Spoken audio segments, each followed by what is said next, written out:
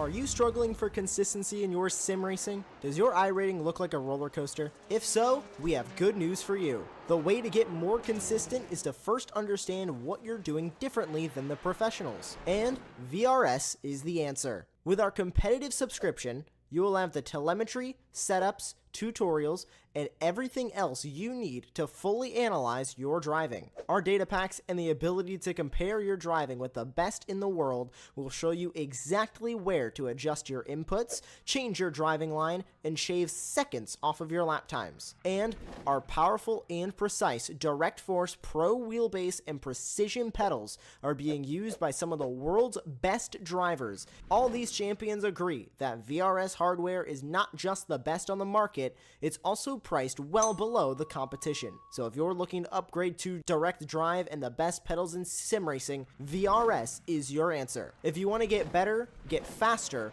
and make it happen sooner rather than later, you owe it to yourself to find out why so many people are switching to VRS. You'll be so glad that you did. Visit www.virtualracingschool.com and learn why the best use VRS.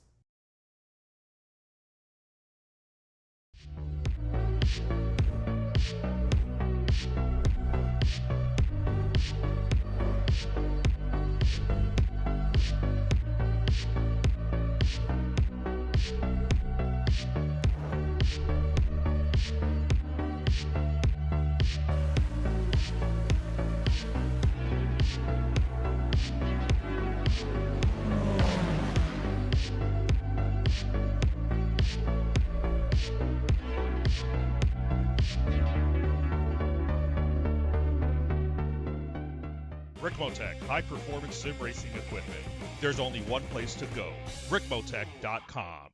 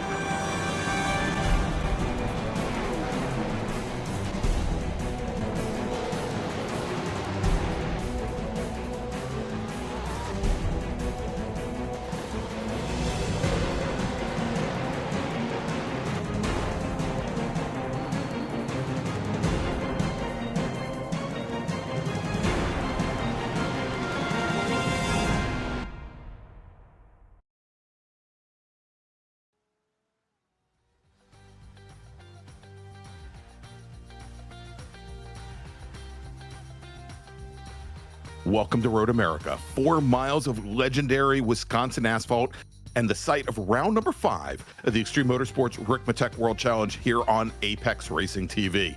I'm Greg Ginsburg, joined as always in the commentary box by Larry Lefton McLeod, and sitting in the director's chair once again tonight is Jonathan Grabowski, giving you all the best views of tonight's action. So tonight's race is only one of 2 90-minute endurance events on the calendar, and Mother Nature, she just may have a major say before the checkered flag ever falls. Spotty rain is expected to move through during qualifying and linger into the early stages of the race, leaving teams with a critical question. Do you gamble on slicks? Do you commit to wets? Or is it time to try the crossover perfectly? Get it right and you'll leapfrog the field. Get it wrong and your championship hopes could disappear before the track dries out. 2 weeks ago at Spa, the championship leaders continued to flex their muscles. In GTP, Michelle Squarick made it 3 straight victories, leading home SRT Esport Dave Menino in another commanding performance. While in LMP2, Jordan Butler answered back for DNA Motorsport with a dominant victory, pulling even with Chester Guidry from HTBK in what has become one of the closest title fights in the series. Over in GT3, Michael Brooks collected his 3rd pro victory of the season, extending his advantage over Orbit Drop Bear Motorsports' Ethan Bass, while Alex Van Stratman continued his remarkable rookie campaign, taking his 2nd consecutive GT3 AM win and strengthening his grip on the AM championship. So the weather is uncertain, the strategy is wide open, And for the next 90 minutes, Road America will reward the bold and punish the impatient. Kind of like you and me, Larry. Which one are we? Are you the bold?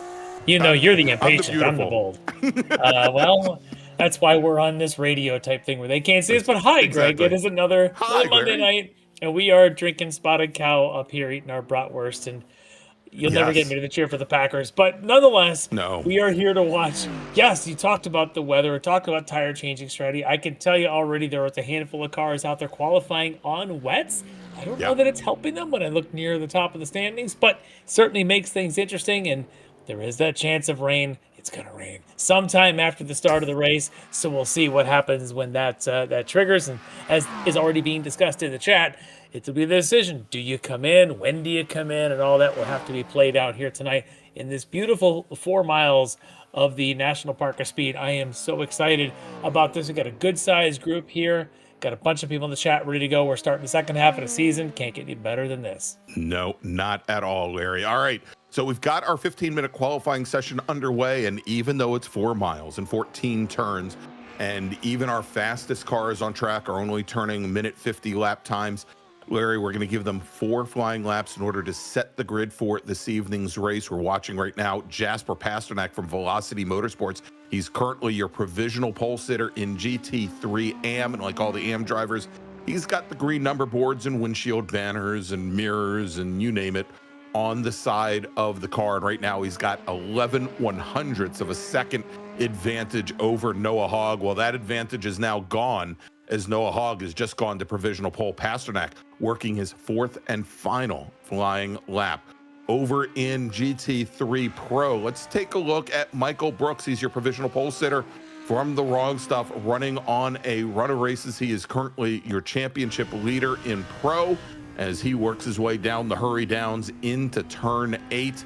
And Brooks, like all of our Pro drivers, red number boards, red mirrors, end plates, etc., and you'll see them marked off in red on the ticker on the left-hand side of your screen. Shay McNeely from the Orion race team, he's back this weekend in his Chevy Corvette, and he is about 6/10 off of Brooks's times at the moment. Both of those drivers working their 3rd and final flying lap. Ethan Bass from Orbit Drop Bear Motorsports, currently 3rd fastest on track. He's only working lap number 3 as he comes into the final corner into turn 14 and works his way up the hill. He is trying to make up, let's see, about 0.8 of a second. Can he do it as he comes to the line? Ethan Bass, will he improve?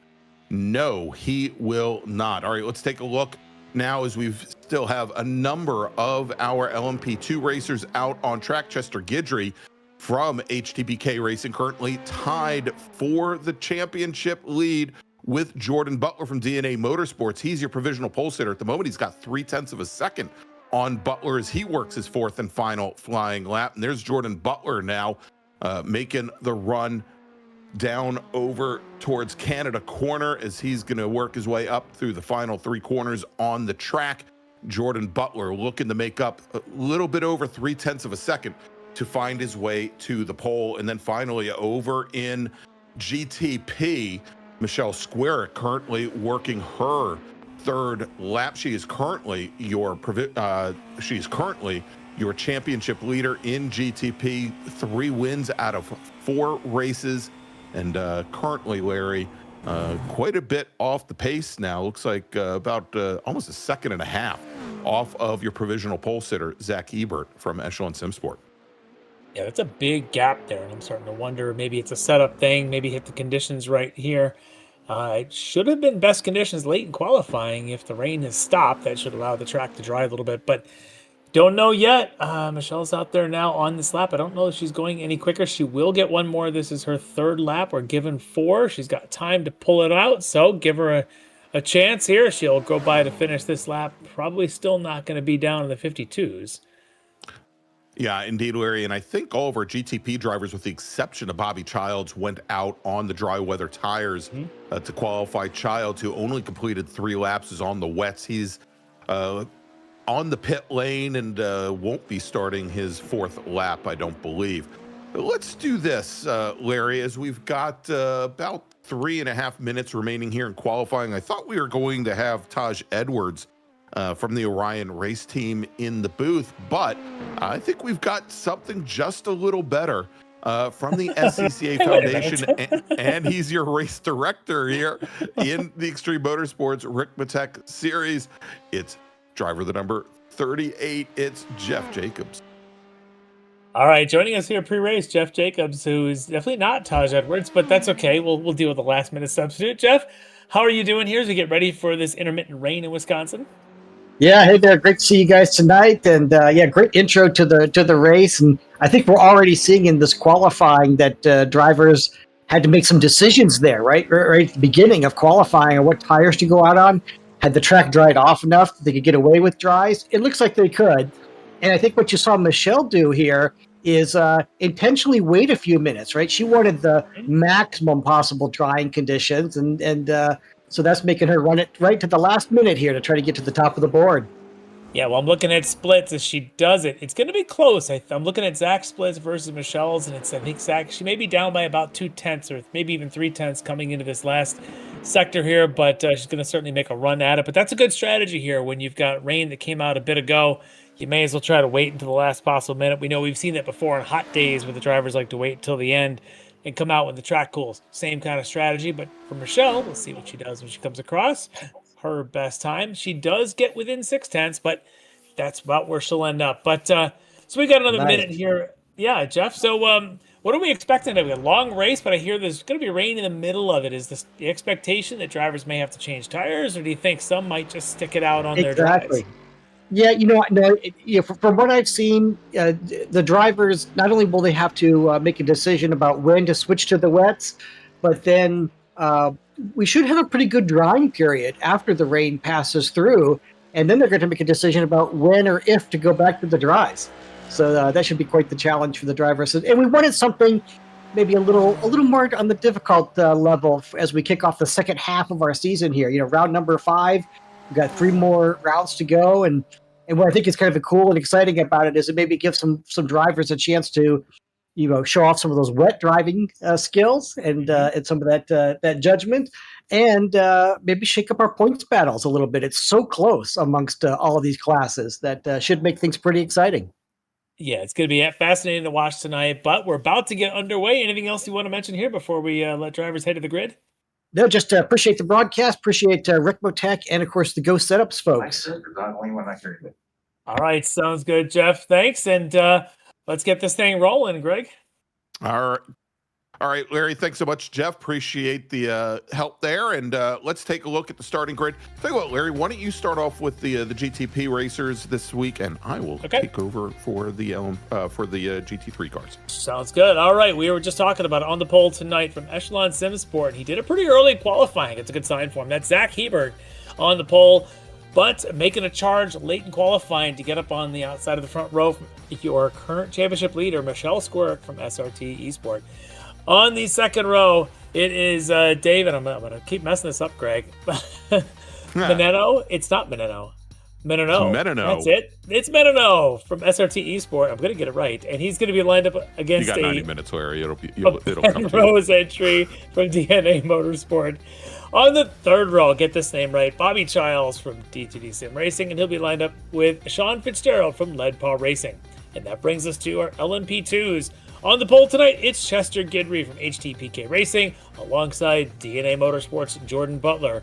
Row 2, Charlie Hosea from Rockefeller Racing, and Jimbo Pfeiffer from Sector 5 Racing. Row 3, it's going to be Lead Paw, Pan Hiraday, and then the second of our Rockefeller drivers, Milan Harris, on the outside of Row 3. All right, Larry, let's move over to our GT3 racers, starting on the pole. And on the front row, it's your championship leaders. We got Michael Brooks from The Wrong Stuff in his Lamborghini Huracan, starting right alongside him on the outside of row number 1. Ethan Bass with the Logitech G Orbit Drop Bear Motorsports Ford Mustang. Row number 2, it's Shay McNeely and his teammate from Orion, Mike Dam. Then we've got Brian Bennett from Sector 5 and Bradley Haley from Sector 5, making up that third row. Ken Copeland from The Wrong Stuff will start right alongside Taj Edwards from the Orion race team. Go Taj, since you didn't chop in for the interview. Your pole, let's see. Next, we've got our pole sitter in GT3 AM. It's Josh Vidal from HSR Phantom Racing in his McLaren. He's going to start alongside SRT Esports, James Vogler. Then we've got Ilya Speaker from Rockefeller Racing starting alongside Noah Hogg. Hogg starts second in AM. Then we've got the remainder of our AM drivers. It is Jasper Pasternak, from Velocity Motorsport. Then Johan Alvarez from Ditch Doctor Racing. Our championship leader in GT3 AM is going to start 5th today. He's in the number 33 Wrong Stuff Accurate's Alex Van Stratman. Next up, alongside Van Stratman, is going to be Aaron Sunday in the number 28 OHND entry. Logan Jones from Velocity starts alongside Stephen May. Drake Miller and John Casey will make up the next row. Interesting to note, John Casey shows to be the only driver in the field currently on wet weather tires. Something tells me he may not have been able to change that in the garage before he went out. And then we've got Ian Patience, Dan Carrillo, and Sean Fitzgerald. And I don't know, doesn't look like any of those 3 racers made the grid. Well, that strategy to start on the wets there for John Case will be interesting. We are expecting the rain at approximately 1:30 p.m. sim time. The sim time right now, 1:18, so that's 12 minutes. That's probably going to be, we'll call it 6 laps or maybe even a 7th lap that he'll have to do on those wet tires before the rain does finally hit. That's playing the long game if it pans out for him, but I don't know. It's going to be an interesting strategy to watch. Being the only one that did it, sometimes you just got to try things differently. Yeah, and I wonder if he's going to have to fight the temptation, Larry, to fight with Drake Miller or Logan Jones early on, or he could find himself burning those wet weather tires off. We had a spin there at the hurry downs. Who was that? Let's see. Who was that? Was it Bobby? Let's take a look. Yep, Bobby Childs went off track. And he's on dry tires. Maybe trying to warm them up. And around he goes, and where he stops, not in the wall, everybody knows. All safe, doesn't hit anything, and the LMP2s are far enough back, and Bobby, the only thing hurt there was his ego. Exactly. I mean, he's used to us showing replays every week of his misfortunes, Larry. He just loves his camera time. That's all it is Bobby just wants us to focus it's all about Bobby. That's Bobby. Fine. We'll give the DTD driver some love there. All right. Well, Larry, maybe with that little extra slide, he got at least a third of his tires all heated up and ready to go. As the pace car now bringing the field down to Canada Corner towards turn 12. Again, 90 minutes here at Road America, and as the weather seemingly always is here in the Kettle Moraine, it's going to be changeable. And you said it, Larry, probably now in about 10 minutes, some spotty rain scheduled to come across the track surface. And we'll also see, because the track, with all the rain cover, it's not uncommon for only portions of the track to get wet and not the whole surface. So we'll see how this plays out as the pace car now heads to the pit lane, turning things over to Echelon Sim Sports. Zach Hebert, Michelle Squarick on the outside of the front row. She's got her SRT teammate, Dave Menino, on the inside of row number 2 alongside Ben Rose as the green flag flies, Larry, and we are racing here at Road America as Hebert doesn't get the greatest of starts. And the racers now make their way down to turn 1. Our LMP2 racers get an early green. They are racing as well as they head into turn 1. Hebert's going to hold off Squarick. Hebert comes across the nose of the number 75 machine. She's going to have to check up. Dave Menino, though, allowing her to come down and protect to the inside. But great start there for Hebert as our LMP2 racers now, Larry. Round turn number 1, Chester Guidry holding off Jordan Butler, Charlie Hosea from Rockefeller Racing's Harris there in 3rd place.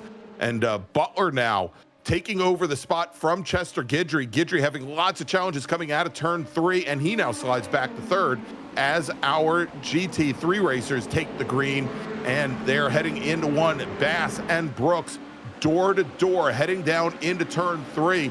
Little bit of contact there with the Mustang trying to turn in.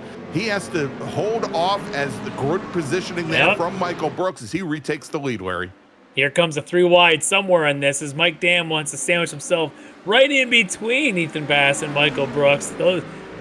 Mike Dam saw, you know what, I can do what they're doing, and he's not going to actually, he's going to stay back. I wonder now if this opens up for McNeely to maybe try to make a move. Of course, Mike Dam's teammate, here you go, is going to be the 2 Orion drivers on the left as the Corvettes appropriately under the Corvette bridge are going to try to make the move, and Bass slides around, and he's going to recover. Trap, Larry. And yeah, Larry, I think we just saw as the came over the crest of the hill, the rear end just stepped out on him. I don't know if there was any contact there, as he's now flashing his lights as Bobby Child has issues. He's got to get out of there. Turn 7, Traffic's coming. Oh, he's into the wall trying to get out of the way, but he'll have to move out of the way there quickly, as I'm sure the GT3s are coming through. Meanwhile, Menino, he's going to continue on, but diving into the pits is Ben Rose early on. So I don't know if he picked up something or like a penalty, or I don't know what was that about. Yeah, I'm wondering, Larry, if maybe he got a penalty for jumping the start. Possibly, we've seen where you're not allowed to pick up a position before you get to the start-finish line. Let's jump over and take a look and see what may have happened to Dave Menino as he was racing his teammate Michelle Squarick, making the run down to Canada. Yeah, the first replay there, of course, that's Ethan Bass. May have a little bit of side contact there with Michael Brooks. Everyone just fighting for position. Not sure there'll be anything going on right there. The stewards may be looking at that, but this would be the Menino and Squarick side by side. Just outbraked himself. I think we saw what looked to be a little bit of lockup or maybe a puddle, and then right behind him, or actually ahead of him. Then after he went off, we saw the contact between 2 more drivers. That's where Ben Rose and I think was that also Bobby Childs or Sean Fitzgerald, I think, from Lead Paw that might have been involved there. It's Bobby. It's Bobby. Sean didn't even make the start, but it's definitely Bobby there, as he and his teammate just about got tied up there, unfortunately, and I think that's going to take Bobby out a little bit further. But for Hebert now, with all the activity going on behind him, is able to open up a bit of a gap here. What'll be interesting is, as we saw in qualifying, they had to get some heat in the tires. We'll see if Michelle can build up some heat in her SRT Esport car and try to keep up with Hebert before the rain strikes. One more thing to note is we got another replay coming here quickly, as that should be Josh Vidal. Yeah, that's a big one just coming out of the kink there. I think it's Ken Copeland. Yeah, I was going to say, Larry, I think that's Ken Copeland in the Wrong Stuff Mercedes. Wow. He's now on the pit lane. That's a big one. That's just somebody spins right at the kink, and again, cold tires. It's Road America. It's high speed. And I'm trying to see who that is. That actually would have been Copeland. It was the original spinning car. Might have been. If it wasn't him, it was somebody right in front of him. But that'll take a few cars out down there. Meanwhile, we're 5 minutes away, likely, or so, from seeing some rain. And this guy, Zach Hebert, would like to open up a bit more of a gap. Have a little bit of a cushion if he's going to have to come down pit lane. One thing we didn't talk about yet is pit lane here at Road America is famously long. This place is it's like a mile-long pit lane. If you're going to go down that pit lane, you better be committed that that's your best plan, because it's going to be you can pretty much do a lap if you don't do a pit lane. It's so long around here. And Larry, adding insult to injury here, Michael Brooks taking a drive-through penalty here early on for an early incident here. So he is going to drop back through the field indeed. So interesting. I guess he's serving it right away. Good sportsmanship there. I would have probably tried to game it and see if I can go a lap or two, because if the rain starts, I'd rather do a drive-through in the rain than do it in the dry. Down. Yeah. But he's taking his penalty now, so that goes back to the side contact that he had with Ethan Bass underneath the Corvette bridge. They did determine that the responsibility there was from Michael Brooks. The quick replay we saw, it was a bang-bang thing. Everyone's fighting for position on the opening lap, but I get it. What that does do is it leaves this guy now leading the way in the Corvette coincidentally at Corvette Bridge. That's Mike Dam and his teammate Shane McNeely in the other Corvette from Orion, just about a second or so back.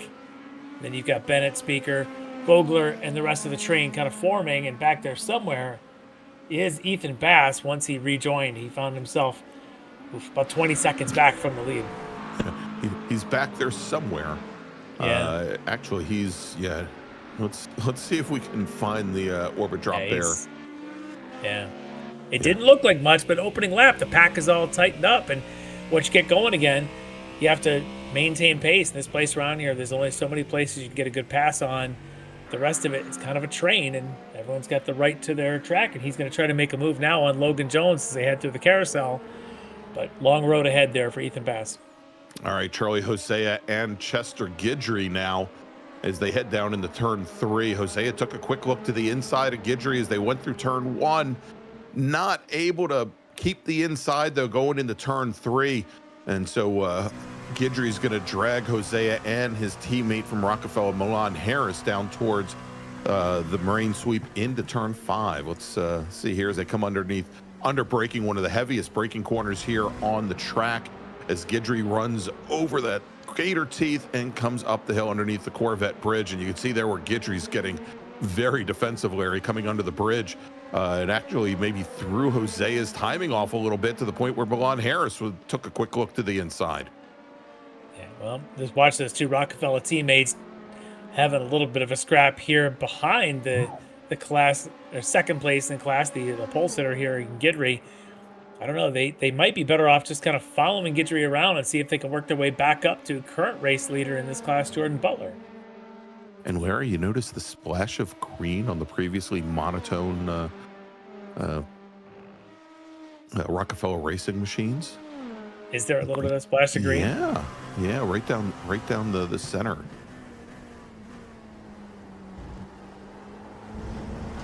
There's also a little bit of green popping up on the radar. Yes, there is. As I would give it about a minute, and in that carousel, which is the furthest southwest corner of this track, probably will be where that rain starts before the rest. Yeah, that's typically the area that gets it first, closest to the lake. Okay, so and there it is, Larry, like clockwork. In the carousel, coming out of turn 8 and into the carousel. There are the raindrops. Well, now's this point where if you started on rains, John Casey, perhaps your strategy comes to you and you can avoid a pit stop, but we'll have to see if that's how this goes.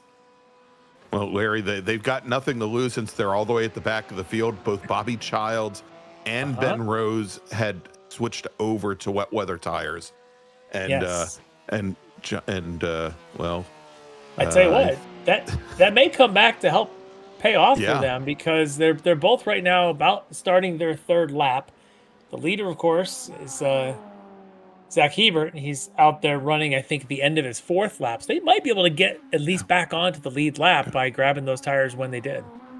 And so, Larry, John Casey had already come down the pit lane and switched over to the dry weather tires. So hopefully for him, it's not a long rain or a heavy rain. Yeah. Otherwise, he will have made the wrong choice twice here this evening. As we check in now with Michael Brooks on his recovery after having to take a drive-through penalty. He dispatches Logan Jones heading down into turn 1. Jones, the first of our 3 Velocity Motorsports drivers. He's got Drake Miller, Noah Hogg as well behind. As we check back in, the battle for second right now in GTP with Squarick and Menino. Now, as they've got to claw back about 7 seconds from Zach Hebert. Hebert's really opened up a huge advantage here early on. And they've got to be careful not to fight too much with each other, but also work their way through the traffic. And we've talked to Michelle before. She's often a little bit conservative in traffic. Well, she's the lead car of the SRT Esports duo right now. She can't be too conservative. Otherwise, Menino is going to want to try to be a little bit more urgent to get on by. So maybe they want to even think about, in these conditions, maybe Menino is the one they want to have as the lead car.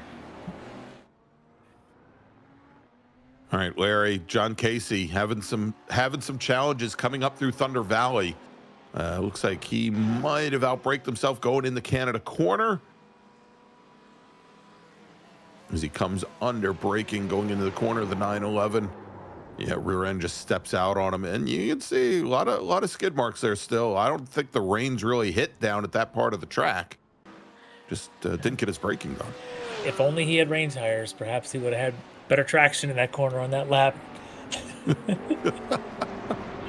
But that's for discussion for another day. Wow. Meanwhile, as these two SRT Esports teammates continue to make their way through the GT3 traffic, the order of them remains the same. It's still Michelle Squirk and Dave Menino, second, third in the standings as they work their way now down the main Road America straightaway. And Hebert picked, again, we're watching Menino and Squirk, one concerned with each other, but obviously having them work their way through a lot of GT3 traffic here coming out of the final corners and onto the front straight. Hebert opened up almost another second on the pair here on the prior lap. So they're not at the moment closing anything down as he makes the run down to turn 5. And as is the case of any good race where you've got a little bit of rain. A little damp there at turn 5, Larry. Well, I'm watching his pace in the wet here so far. He's about 2 seconds slower than his best lap of the race. And then I'm comparing it back to, Ben Rose and Bobby Childs. Those guys are running even slower. They're actually in the 59s compared to the 54s or 55s that Hebert's running now. So still looks like dry tires are the better choice at this point. Well, and I think both Rose and Childs are getting up towards the front of our GT3 traffic at the moment. As we jump back over to LMP2 and Hosea and Harris with Guidry not able to break free. And here we go, taking a quick look to the outside now of Charlie Hosea is Milan Harris. Going to do the over contact. Yeah, a little bit of contact there.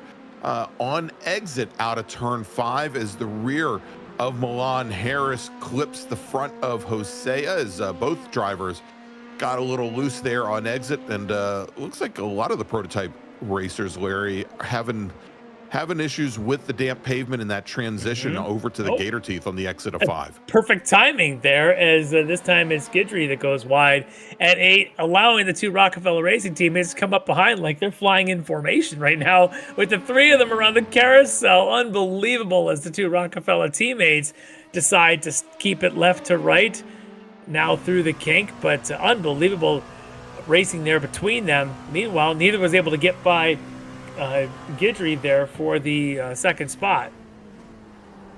Oh, that puddle on the Andrea Canada. Right in the middle of the braking zone. Yeah. Oh, yeah. That'll wake you up. I can't believe Hosea and Harris, how they're just battling at every corner. Teammates. By the way, the green stripe, I do like the identifier now for drivers. The green stripe, of course, there on the number 100, I think, of Hosea, and then Harris on the 96 has more of a gold stripe down the center. Looks really good. Yeah. Well done there for Rockefeller Racing Team to have that kind of color. We've seen that with other teams. The Orion team, everyone's got different colored wheels and different stripes and things to identify themselves on their livery, and good to see the Rockefeller team doing the same here.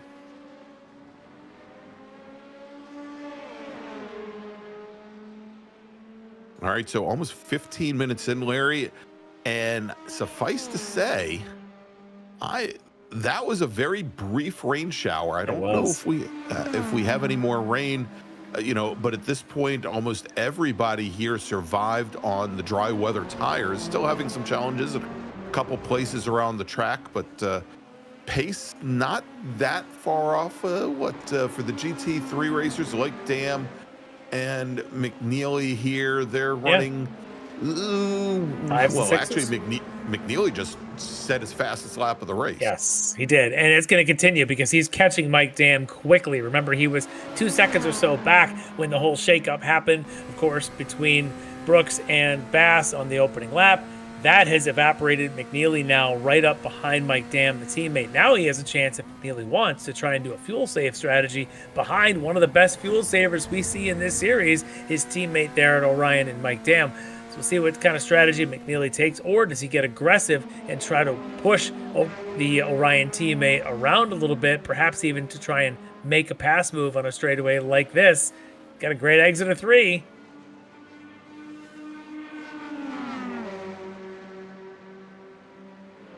Does he try to move? As they come down the hill, fastest part of the track here into the slowest corner. And McNeely not able to make up any ground on the former GT3 Pro champion, Larry. Both Bobby Childs and Ben Rose pitted in for dry weather tires. And I'm starting to think that maybe Bobby Childs having some issues as he's been in the pits now for almost a minute and a half. All right, Larry, Michelle Squarick, I think just had an issue here. Let's take a look. As they come up the hill underneath the Corvette bridge. And you could see the rear end just walking out on her from the moment she turned in, Larry. These prototype cars, they get so light there. Again, these aren't really meant for doing tight corners. That is one of the slowest corners on the track. It's certainly the one with the least amount of grip as you're just rising over that hill. And you definitely find that. Unfortunately for her, that's going to put her down about 10 seconds from teammate there, Medano. But she drops to third. A lot of time to go, but she's now got to work her way through these this pair of leaders in GT3 between Dam and McNeely. Yeah, and as Hebert just reset fast lap, was almost 2.5 seconds faster than Medano and Squarick on the prior lap. So he has now extended his lead to over 12, almost 13 seconds.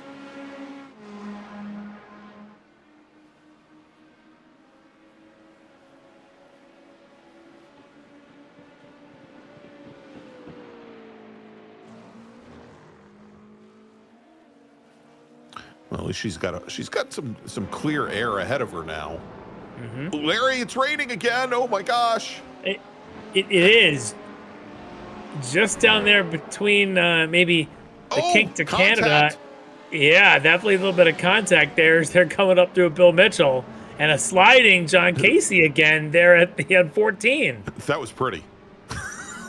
There's Mr. Casey trying to safely rejoin. Oh my.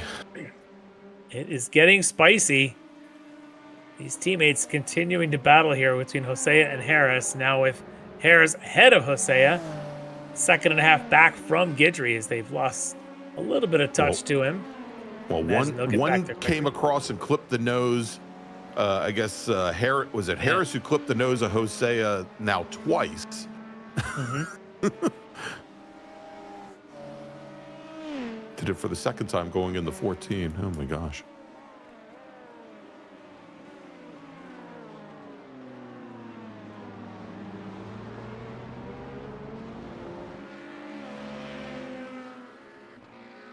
All right, Larry, let's jump over and take a gander at the battle for the lead in GT3 AM. At the moment, Josh Vidal in maintenance mode here as the HSR Phantom Racing McLaren about 6.5 seconds up on Jasper Pasternak in his Corvette.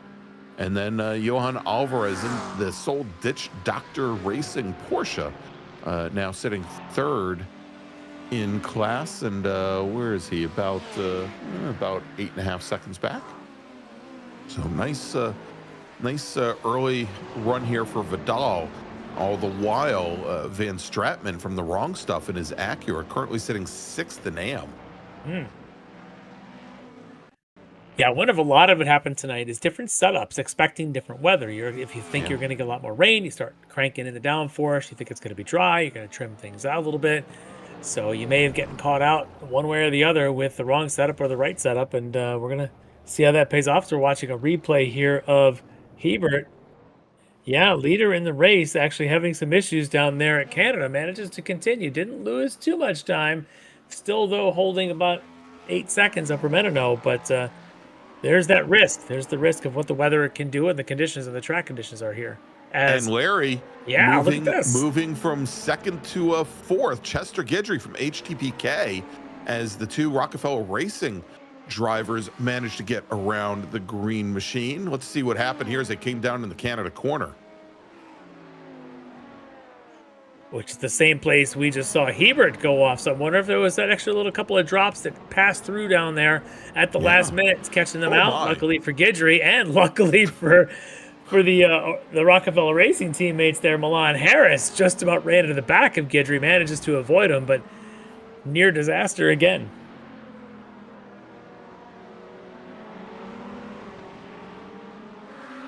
You know, and You'd Larry, think an alligator would like this weather. I'm just you would guessing. You would think, yeah. Although, I mean, it really looked like the one car, Guidry's car. Oh, that's a big spin for Aaron Sunday. Rachel, close your eyes. Uh-oh.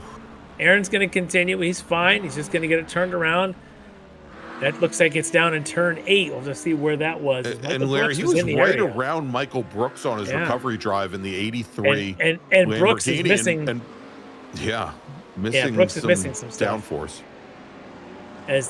Brooks kind of gets into the back of Sunday, and then I think Brooks ends up with something Brooks else. ended up right in that LMP2 fight that we've been watching. But I have a feeling, Larry, that Mr. Brooks might be certainly he's going to be taking on a lot of repairs, but I wouldn't be surprised if Michael Brooks ends up taking another drive-through penalty here, if not a time penalty. Yeah, there's going to be something for our championship leader that he's going to have to sit in timeout for a second and think about what he did. Yeah. But so that really now has the top two in the championship having struggles here. Of course, one of them was Ethan Bassett, the contact earlier with Brooks, and now Brooks further contact even after his drive-through. It shows you how hard it is to drive through the pack at a race like this. But meanwhile, the racing is still spectacular here, as it looks like Guidry was able to get around one of the Rockefeller racers, got around Charlie Hosea. Oh, and there we've got contact there, I think, with Jasper Pasternak running second in AM as the trio, as the two Rockefeller racers and Chester Guidry try to muscle their way through coming out of turn 3. Yeah, this battle of this class is, I think the alligator took a big chomp out of that Corvette coming through turn 3, Larry. He may have. I'm just watching. You watch Guidry, watch the action on that car, and it is sliding around a lot. I can't imagine in what world that's good for his tires. So we're going to have to see how long the tires hold up for him. Yeah, Larry, when he went off over Canada on the prior lap, I noticed that the rear end of that car, even before he got to the braking zone, seemed to be hunting around quite a bit. As if he had some alignment issues with the rear of the car, maybe from some prior contact. I don't know. Easily could have. As Brad Haley has been in some incidents or around some incidents tonight in that Mustang. He's got some things going on. Meanwhile, Taj Edwards would like to pass Mr. Haley for the 6th spot.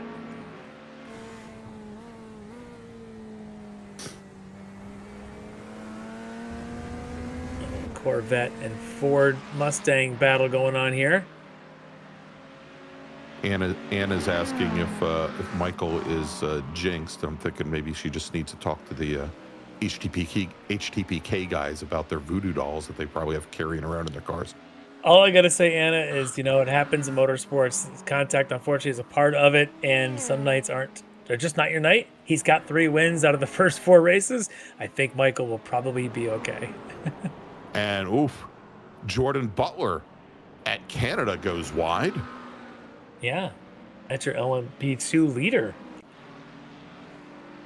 which is going to bring that pack together. I was just going to say, Larry, what was, I think, around a 4-second advantage now turns into less than a 1/10 of a second now as they come down into turn 5, as the Rockefellers and HTPK racers have all caught up to the 72. And you saw how aggressive that the two teammates there in Rockefeller between Harris and Hosea were acting to each other. Just imagine when it's not a teammate. We saw Guidry get in the middle of it, and now you get the race leader here in Butler. So the 4 of them are going to be battling this thing out. This this can only end one way, but I'm not going to say it. Yeah, I think we know exactly what you're thinking here. Let's hope for the best as we almost up to the 1/3 mark here in tonight's race. They've got traffic in front of them. At some point, there'll be pit stops down the road, but for now, we've got ourselves a pretty good LMP2 battle brewing. And is that Stephen May in the McLaren, or is that, oh no, that's the HSR AM leader, Vidal. Josh Vidal, yeah. Yeah. And then you've got that battle of the 6th spot in the GT3 Pro right in front of them right there, which should be Bradley Haley and Taj Edwards. Yeah. Yeah, someone's making a move here as Butler waits for the GT3s and then gets a run. Harris looks like he got a pretty good exit. Gonna get a little bit of a toe. Is he gonna try to pop out before he gets to 1? It's a long way from start-finish into the break-in zone of 1. Butler's not budging from the inside. No. And here comes Guidry. Oh, is it gonna be contact? No. Oh my. Butler backs out. Yeah. Smart move. Smart move by Butler. Yeah. Knew he was beat. No sense in damaging things. Guidry holds back. He's going to remain a 3rd. Look at the sliding, though, for Milan Harris, who is now the leader in LMP2. Beautiful slide through 3. Again, I can't imagine how long his tires are going to last. We shall see, Larry. So, in LMP2, just taking a look at the championship points right now. We talked about Butler and Guidry right up at the top of the championship leaderboard with no points at all separating them. There it is on the screen even. There you go, exactly. But Hosea and Harris sitting back 6th and 7th in the championship right now. Pretty long distance back. As Hosea now, I think 38, if I'm doing my simple math, Larry, 38 points back currently. But Milan and Harris, your leader. Harris comes into tonight a 3rd place 2 rounds ago. He was 2nd place 2 weeks ago in that previous round. Now he's got the race lead. He's kind of on a bit of a tear here at this stage of the season. So while we're watching Butler and Guidry, who of course are running 2nd and 3rd right now in this race and tied in the championship, I'm just watching Harris, who's on a pretty good tear here in the middle of the season, and we've got a lot of other good battles still yet to be decided. It's not all about just Butler and Guidry.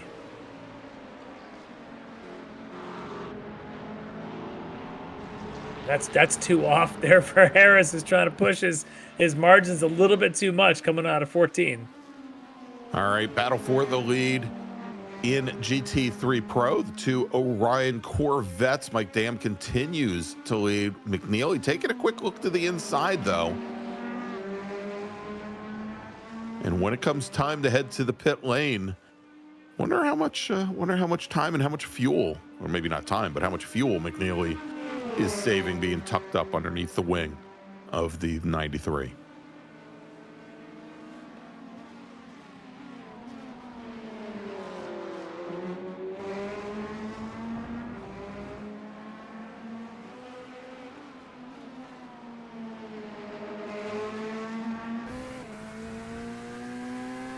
And so the rain, certainly I think changed the fueling strategy for these racers, Larry. We were thinking that the GT3 drivers probably only needed 1 pit stop for the evening, somewhere between lap 14 and 25. And they are working lap number 14 at the moment, so maybe right at the front end of that pit window. And I think that's maybe taking into account how damp it was going to be. As Mike Dam runs wide coming out of Canada, and they make the run up through Bill Mitchell Bend. Oh, I'm sorry. Yeah, it was at the kink. That wasn't it. Yeah, that was at the kink. Sorry. Yeah. And McNeely takes that chance and now takes over the lead in GT3 Pro. Mike Dam just enough in the grass to slow him down, and that's a sketchy part of this racetrack. Probably the scariest part of any racetrack in the world, if you ask me.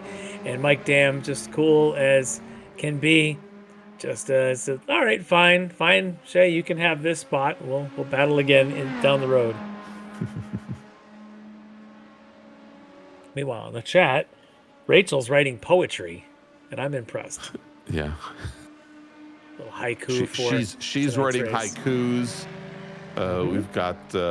We've got Anna, who's giving the history of voodoo dolls. I just wonder, why is Anna looking up the history of voodoo dolls? Is she by chance out doing a little bit of stitching and sewing tonight and trying to make one up for the competitors? I don't know, just theorizing here. I'm just afraid She's she'll doing make one for dry me. needleing on Michael right now as he sits My on the back pit lane. is a little bit sore right now, and I'm just starting to wonder if she's got an announcer's voodoo doll. A little left-handed voodoo doll.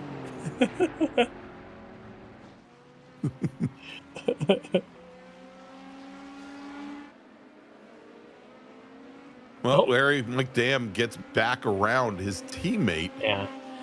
And it's going to get interesting in the second here because his LMP2 trained leaders is going to get them. Let's see how this pass, though, among the Orion teammates happened. As McNeely, actually, I bet he got a slowdown. He went real wide, entering 5. And yeah, you go that wide, that is a slow. That's the normal line for most racers down into that corner. But in iRacing now, it's not just a 1X, it's a full slowdown. But here we go. Now the LMP2s are going to have to make their way through this duo. There goes the first one with Harris. What about Butler and Guidry? Butler should. Wow. As Dan moves over driver's right, I bet you Butler had to think twice about that move and can't come back across the nose going into Canada. Drops a wheel into the dirt on exit. Guidry getting a great run up the hill. He just can't do much with it with Dam right in front of him. And Guidry can't afford to lose much time, so he makes his way around Mike Dam as quickly as he can. And then, of course, Charlie Hosea will be the fourth to do it. But look at this, as Jordan Butler now into the pits. This may seem a bit early. Maybe he's thinking two stops. I think he's got to be thinking 2 stops, Larry. We thought that perhaps the LMP2 cars could maybe go 20 laps and stretch it out, basically run almost exactly half the race on one set of fuel, but he's in on lap number 17, or the end of lap 16. Yeah. If there's a racetrack out there where it would pay to just save fuel and avoid the pit lane, I've already talked about how long and how slow the pit lane. This is the one you want to avoid. So interesting to see if our points leader, our co-points leader, can make this strategy pay off. For Guidry, he's got to be wondering, is this the move or do I do something different? Because that's typically in a tight points battle, in a tight race, sometimes doing the same strategy at least leaves you locked together. All right, Butler is now out. And so Larry, again, with the long pit lane here at Road America, the time to look for is going to be, I think, 1:07.8. We'll see if Guidry can best that. And he's going to have to best it by a bit there. But Milan Harris continues to lead LMP2. And he's now opened up about 2.5 seconds on the green number 1.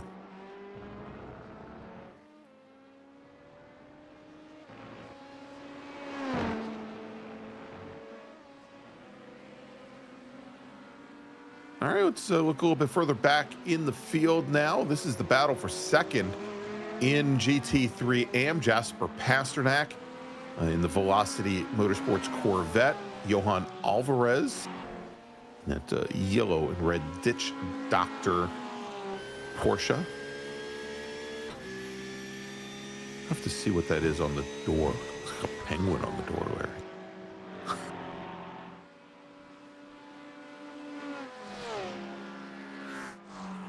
Turbo Snail in the chat saying if anyone ever has a chance to go and visit the real Road America, you should go. It's a beautiful track. I definitely agree. In fact, you and I will be there. We were just talking about this before we went there. We'll be there for the SCCA's runoffs the last week of September, first weekend of October. Beautiful time of year. The leaves will be turning colors. The racing is spectacular. And, you can come out and hang out with Greg and I and all of our good friends there at that event. That's right. Oh, that's right. You have seen the picture of me in my Apollo Creed hat. Yeah, although I don't. That was wore that on Working Grid one day during race days. I'm gonna have a little bit different role. this year. I don't know if I'm gonna. Although, so I'm going to be the Victory Circle announcer, and and if you maybe come out if the I wear- runoffs, you win a race or finish on the podium, you'll get to talk to You'll get to Greg talk to Ginsburg. me. Nice. Maybe I'll wear the big American flag, red, white, and blue top hat. All right, so we got this great battle still happening here as McNeely had to give up the spot, getting that slowdown. He's right back under the tail end of Mike Dam's Corvette as they head into Canada. They've opened up a pretty big gap, though. You look at Brian Bennett in the Mustang in third, over 11 seconds back. Yeah, that's quite a huge margin. Ilya Speaker, James Vogler, those guys holding down the fourth and fifth spot, just a few seconds there behind Bennett. But these two Corvettes seem to have this place mastered right now. Yeah, McNeely seems content to sit there with Mike Dam and use the and pick up the draft and maybe do a little bit of fuel savings. When he took the lead for that short period of time, Dam had run off over at the kink, and maybe McNeely's looking at some point. Maybe he'll pressure Dam a little bit more, maybe stick in a little bit more underneath the wing later in the race. But I don't think it does either of them any good at this point, as they've built up such a good lead. Yeah, I think they're just going to play this out and see what happens in the 89th minute to decide who wins it. Right now, though, they've got championship leader in the GTP, Michelle Squarick, heading on by them, and Michelle finds herself pretty far ways back from race leader Zach Hebert and her teammate Menino in second. So we'll catch back up with them. But right now, we've got Larry, our championship leader in AM, runs wide, coming out of Canada corner, or actually coming out of the kink. Pardon me. Again, I get it wrong. As he heads comes down out of the past carousel the beach, into the kink. And just my. That was a much harder hit than the damage looked. That was nose in at about $140. And he just parks it while one of the Corvettes goes by. Oh. Wow. I want to see what Noah Hogg was thinking as he Noah comes Hogg's, up on this. His life flashes before his eyes, seeing an Acura NSX parked across the track. Dead center in the track with all of about 6 or 7 feet to the front and to the back. Yeah, he manages to get the car back. I can't believe Von Stratman actually made it back to pit lane. Yeah. But meanwhile, Milan Harris, who has been the leader in the LMP2 category for the last few laps, is now in the pits. We saw Jordan Butler take his stop about 2 laps ago. Now it's Harris's turn. We are still not yet at the halfway mark. Hosea in as well, Larry. He's following him up there. There he is. Well, we talked about Jordan Butler. Maybe we thought he was doing it early. Doesn't look like it, as all of the LMP2s, Pan Hiraday now also on his way down the pit lane. They're all coming in, leaving Guidry and Jimbo Pfeiffer now as the only 2 that have yet to stop. All right, well, Larry, as our LMP2 racers are making their pit stops, we're a little bit past the top of the hour. Why don't we take our break? And when we come back, we'll take you all the way to the checkered flag. And I think we'll probably end up catching the majority of the GTP and GT3 pit stops as well here at the Ricmotech World Challenge on Apex Racing TV. Stay with us. Ricmotech, high-performance sim racing equipment. Whether you're just looking to have fun, train for race day, or become a serious esports competitor, Ricmotech has you covered. Hundreds of name-brand parts. Support from experts that love sim racing. Trusted by the pros. There's only one place to go, Ricmotech.com.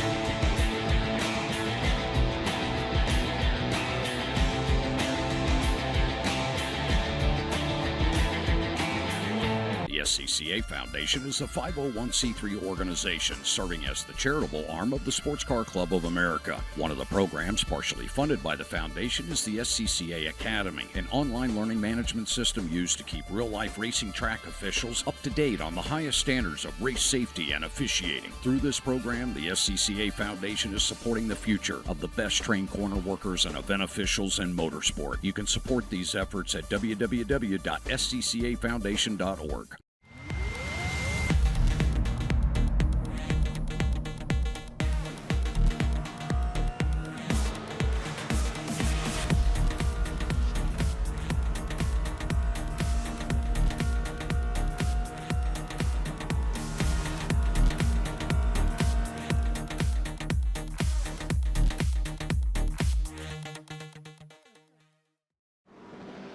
The search is over. The most comprehensive league scoring solution is here, with the ability for multi-level championships, custom incident tracking, post-race time penalties, support for heats, drop weeks display, multi-car team scoring, advanced web widgets, rookie championships, a custom paint system, and load those results in seconds. Visit extremescoring.info today. Ricmotech, high-performance sim racing equipment. There's only one place to go, ricmotech.com.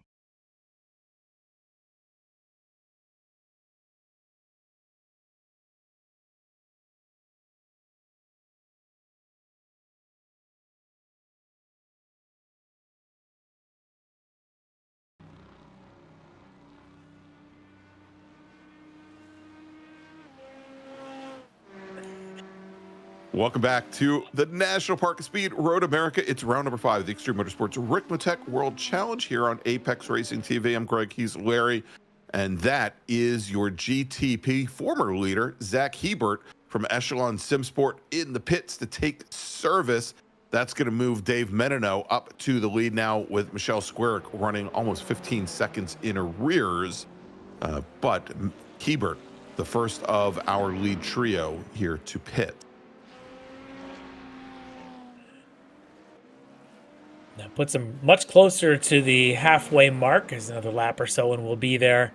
So potentially a one-stopper here in the GTPs if he can go light on his fuel load here for the usage for the second half of the race. Meanwhile, Menino has got the lead, 14 seconds over teammate Michelle Square. This is a good solid run so far for Dave. See if he can stretch his fuel load out past that 44 and 45 minute mark. Dave, our round 1 winner here, looking for his second win on the season after Squarick has run 3 in a row. Over in LMP2, Jordan Butler retakes the lead. And Larry, this is interesting here, is Butler, when he took service, took, I assume, quite a bit less fuel than any of the other drivers. So I like that. Yeah. When you know you have to stop twice, you have to come down pit lane twice, you have to run a certain amount of fuel anyway, you may as well just get in, get out, find a nice clear part of the track away from your competitors that can't necessarily draft with you and fight with you, and let them go figure themselves out later, which apparently that's what happened. Is Harris, Guidry, they're pretty close together, a couple seconds ahead of Charlie Hosea, but Butler here, clean air all around. He does this right. If he can really get good clean laps in when he comes out for that second stop, he could have a huge advantage on his competitors. Yeah, indeed. And so he's got, 12 and a half seconds or thereabouts on Milan Harris. Time in his pit stall and time on the pit lane, about 12, 13 seconds less than any of his LMP2 competitors. It's a great strategy. Yeah, I agree. And he's got a lot of open track right now. That the other drivers I don't think do, is they're just now, I think, coming out of the kink a little bit further behind. Here over in GT3, Mike Dam is still your leader with his teammate Shea McNeely. Surprise, surprise, just locked in. Yeah. 2 cars look like one. Shea is saving they're fuel, working lap 22. Clearly. Yeah.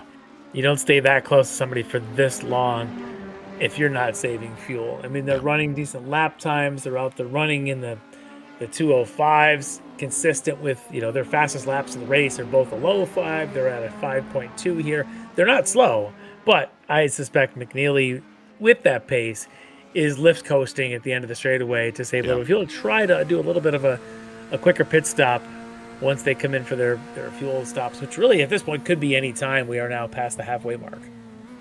All right, and speaking of which, James Vogler, the SRT esports Ferrari comes down the pit lane. He's going to be one of the first GT3 Pro, actually I think the very first GT3 Pro drivers, with the exception of Michael Brooks, to come down the pit lane.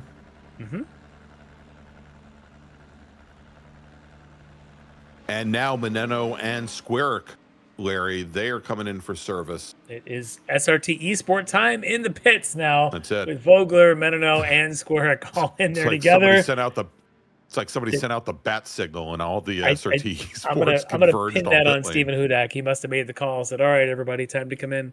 Time to come in. We're serving ice cream." Ice cream at Road America.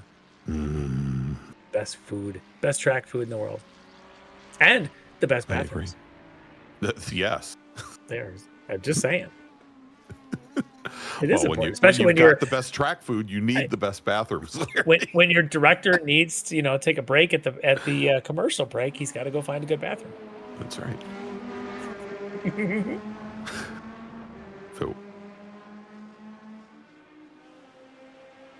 If it wasn't just such a haul to get there. All right, let's check in here. Zach Ebert now making the run down into turn 3 as Meneno and Squarick just now leaving the pit lane. And so the gap about 9 seconds, which is pretty close to what it was, I think, before the pit stop started. So Hebert and Meneno kind of trading off there. And Larry, I thought Michelle Squarick was leaving the pits. Yeah, she just now leaves her pit stall. She was in the box almost 20 seconds longer than her teammate Meneno. I don't know if she was taking on any repairs, many contacts she may have had. We'll have to wait and see how that plays out, as she's now, of course, coming out right behind the Logitech Orbit Drop Bear Motorsports entry there of Ethan Bass, who's having his own eventful night, currently running 7th in GT3 Pro.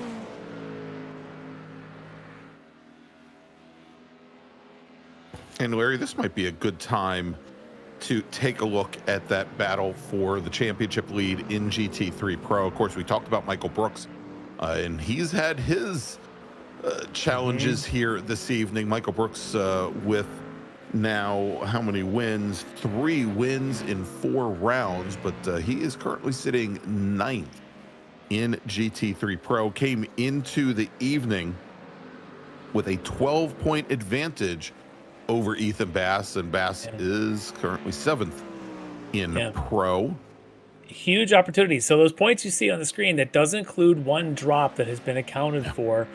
So now if Bass is able to do something with the night, he's currently dropping in 8th place. If right now he's sitting 7th, this could be better than that. For Brooks, he's dropping at 10th place, but he is pretty far down the order right now. In fact, if I look, I think he's 9th, which means that 9th is going to have to count compared to Bass's 7th that will be on the standings as potentially if he finishes there, which means Bass could be making up room here on Brooks tonight. That'll be interesting to see. Meanwhile, Ilya Speaker paying in from 4th. There he is in his Rockefeller Racing McLaren.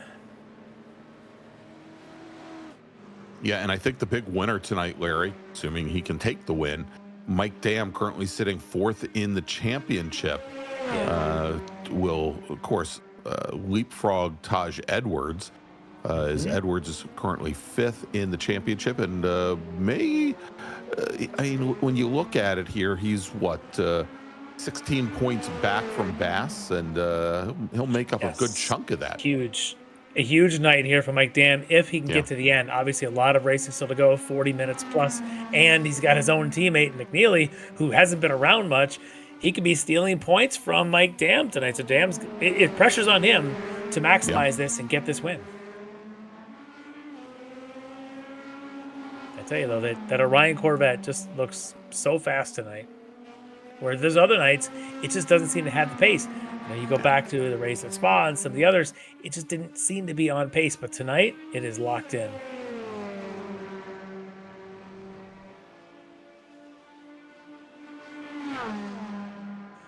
Meanwhile, Anna Brooks is making a little Corvette-shaped crochet. Voodoo doll. Has a pile of needles next to it. It's possible.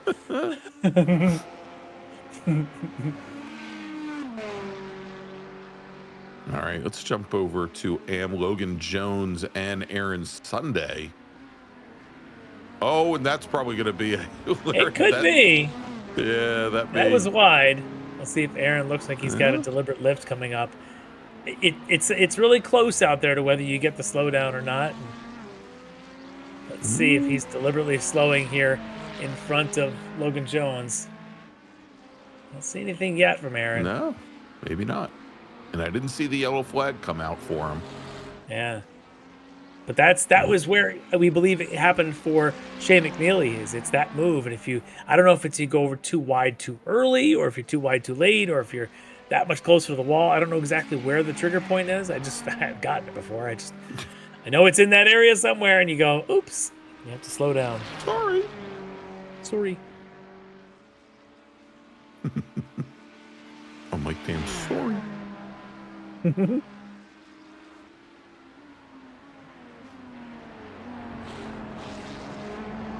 As Aaron's got the lights on for safety, Larry. I still don't understand in iRacing what determines whether you get the endurance light package or not on the car. Because we've seen where we'll have multiple of the same chassis out there. Some of them have them, some of them don't.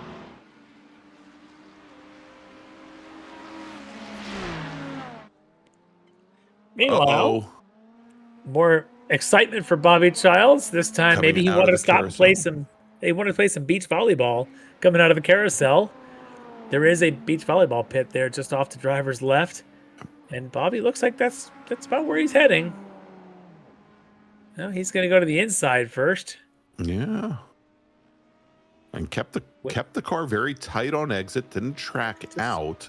Waving to the crowd down there, which I don't believe people actually get down there. No, they've got those NPCs just sort of standing in there. Meanwhile, Bobby continuing his struggles. This time, heading around. I think 14. Yeah, he's heading to the pits. Yeah, Bobby, I think, is the frustrations are boiling over, and he's just thinking it's time to pack it in and go crack open a spotted cow. Yep. Join the chat. Yes. Join Stephen Hudek.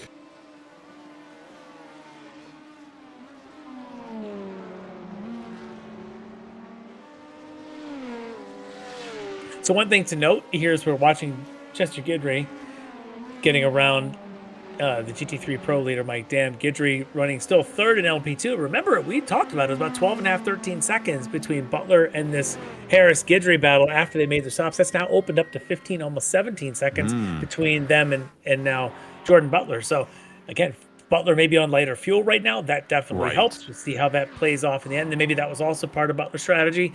But let's see what happens to them as they will each have to come in one more time. All right.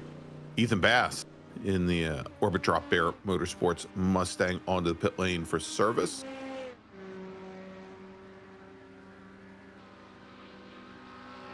As he is currently showing 6.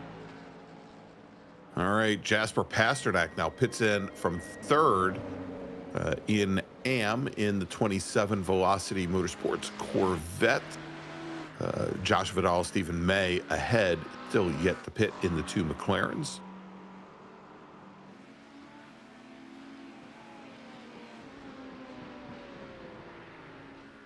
As Bass is going to rejoin 7th in Pro.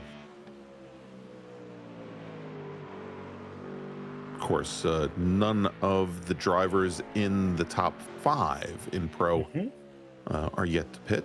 Dan McNeely, Bennett, Haley, or Taj Edwards. All right, Pasternak's Velocity Motorsports teammate Logan Jones now heading down the pit lane to take service as Pasternak heads out. Oh, and here we go. Mike Dam and Shea McNeely. They come down the pit lane for service. Yeah, if together. I'm a betting man, I'm betting on McNeely needing to put in less fuel than Mike Dam, as he appeared to be able to do a lot more fuel saving than Mike Dam would have been able to do, although Dam seems to be the wizard with that. Between McNeely and Dam and Taj Edwards even, these guys are amazing at saving fuel, but let's just see where they end up here. Is Dam not taking tires, Larry? I think they're both up. Are they? Oh, yep, they're both up. All right. And Bradley Haley from Sector 5 now pitting in, as well as our AM leader, Josh Vidal from HSR Phantom Racing.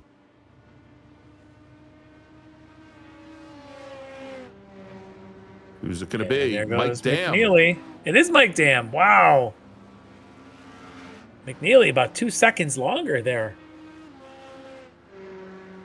Well, we've seen this before where sometimes they come out knowing they can't make it to the end. They got to find a way to lift and coast to get on through. We'll see if that's what Mike Dam has to do now.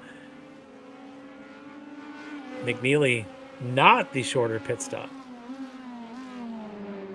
As they rejoin third and fourth in pro, Stephen May, our current leader in AM, between the two Corvettes, and here you go, Mike Dam trying to get some heat in those tires as he heads down the Marine sweep towards turn 5. And he's got Chester Guidry in his LMP2 car directly behind, I believe.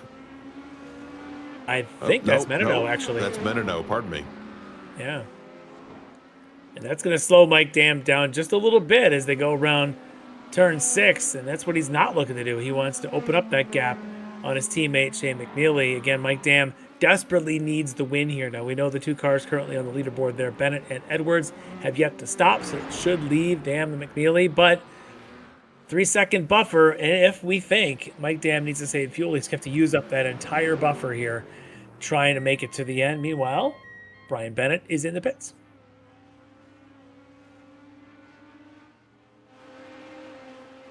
And Taj Edwards is going to join him, pitting in from second. Has Aaron Sunday stopped yet? And May. Aaron Sunday yet to pit. Stephen May in the May Force Racing McLaren yet to pit as well. Oh, we've got looks like a penalty coming to Taj Edwards. Perhaps he's speeding in the pits. That'll hold him a little extra time. Typically how they do that. We'll have to see. Not that he was in contention for the win, but certainly in a battle he might have been having there with Brian Bennett is going to go Bennett's way here if there's a penalty waiting for Taj. All right, Stephen May now pitting in from the lead in AM. And I believe so that looking to see Aaron Sunday, I think the last of our AM racers to pit. Brian Bennett came out right behind Shea McNeely. Interesting, yeah. Yeah.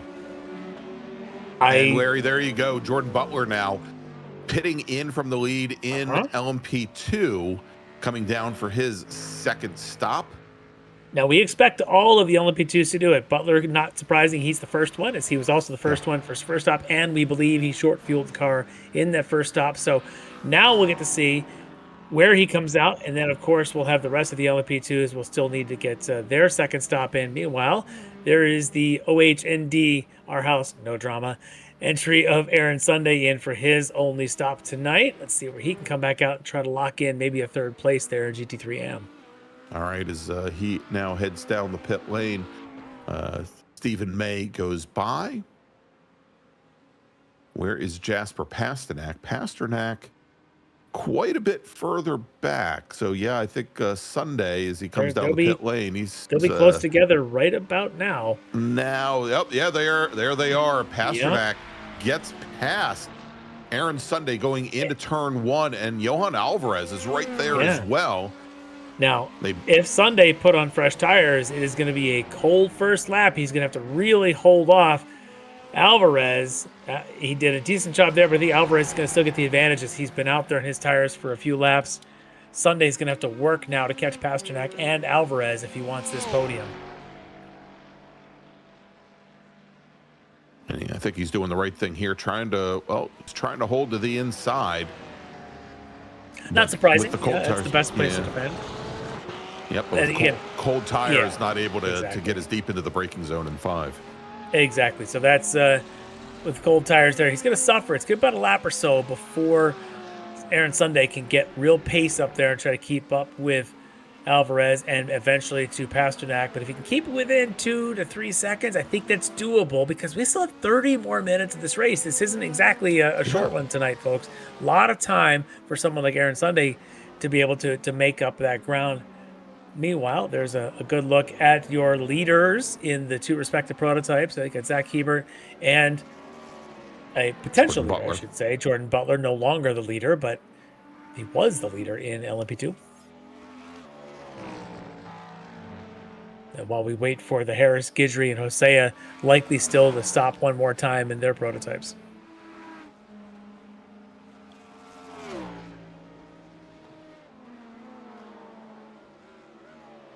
And for Hebert, continue to open up that margin over Menino by just a little bit at a time. And Menino doing a good job for the most part.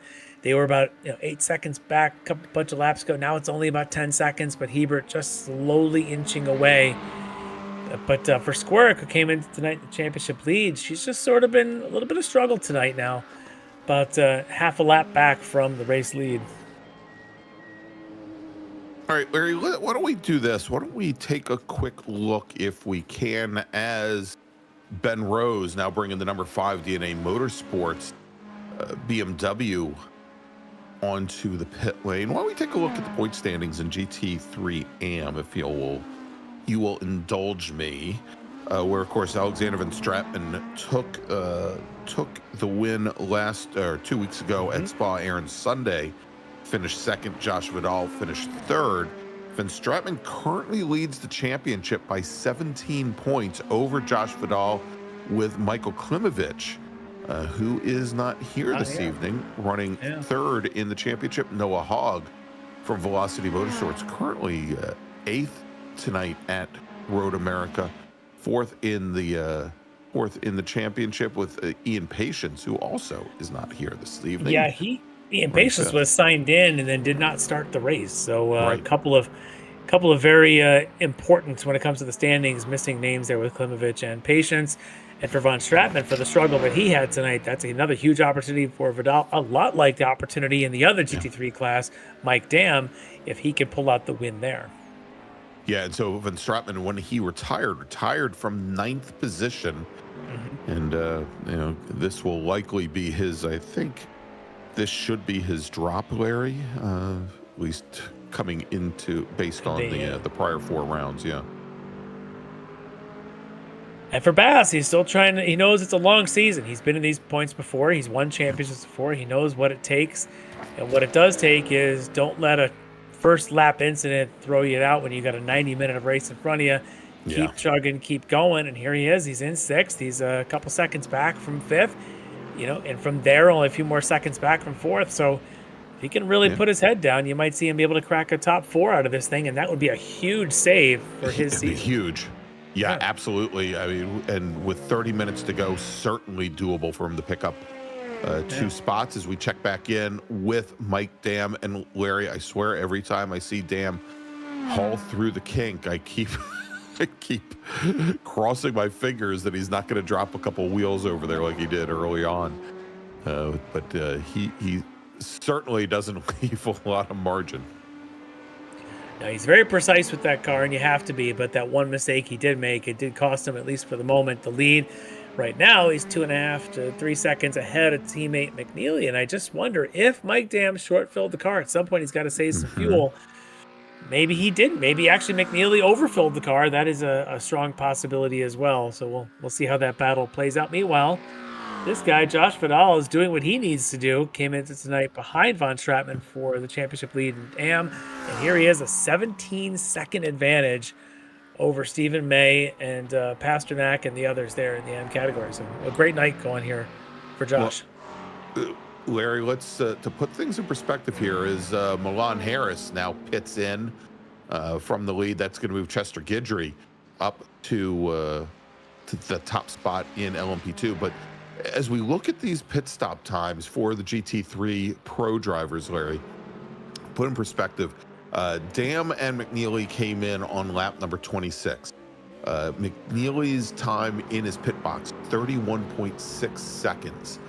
Other drivers that pitted in on the same lap on lap 26, Bradley Haley from Sector 5, only 27 seconds. That was shorter than both Dam and McNeely, quite a bit shorter than McNeely.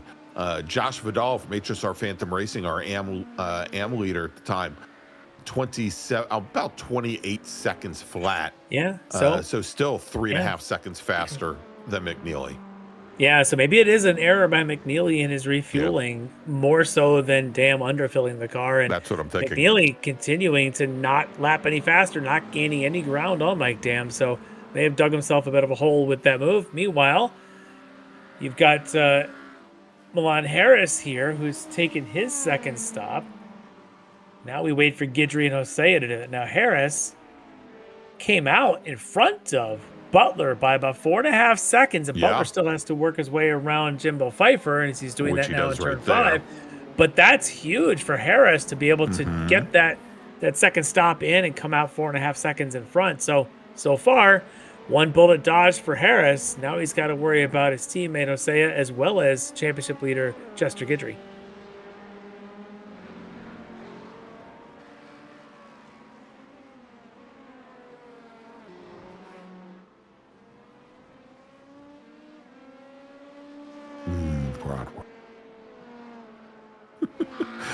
Larry, the most depressing thing now is that the whole Speedville bridge it's no longer Speedville, and there's no longer bratwurst there going into the carousel.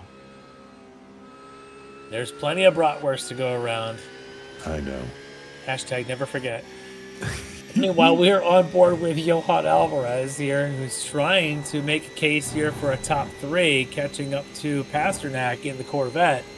Aaron Sunday lurking and closing in at 1.5 seconds behind these guys. We're going to have a three-way battle for the final podium position here in AM.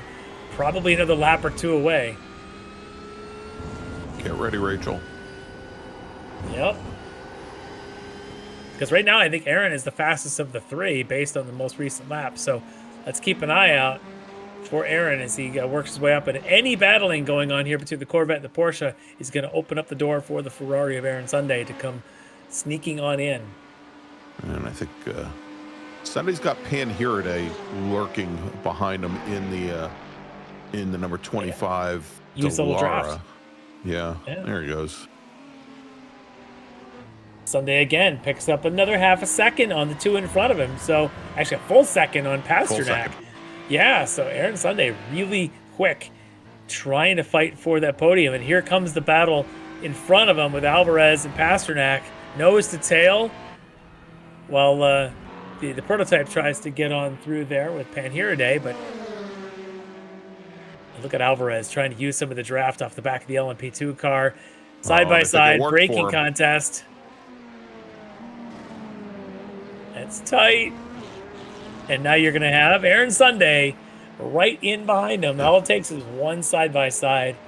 And now we have a 3-way fight. With 21 minutes to go. I can do that. Thank God you can, because I looked up at the clock, Larry, and go, wait, is that 37 minutes remaining? Or that is until somebody sticks a pin in the voodoo doll's head and suddenly I'll forget it every Ow! minute. Yes. Craig always needs his abacus. Yes, he does. All right, but again, or a sundial, one of the two. Aaron Sunday has been the quickest of these 3. The problem now is he's got to go buy 2 of them. Oh, Alvarez almost made it pretty easy for him. Yep.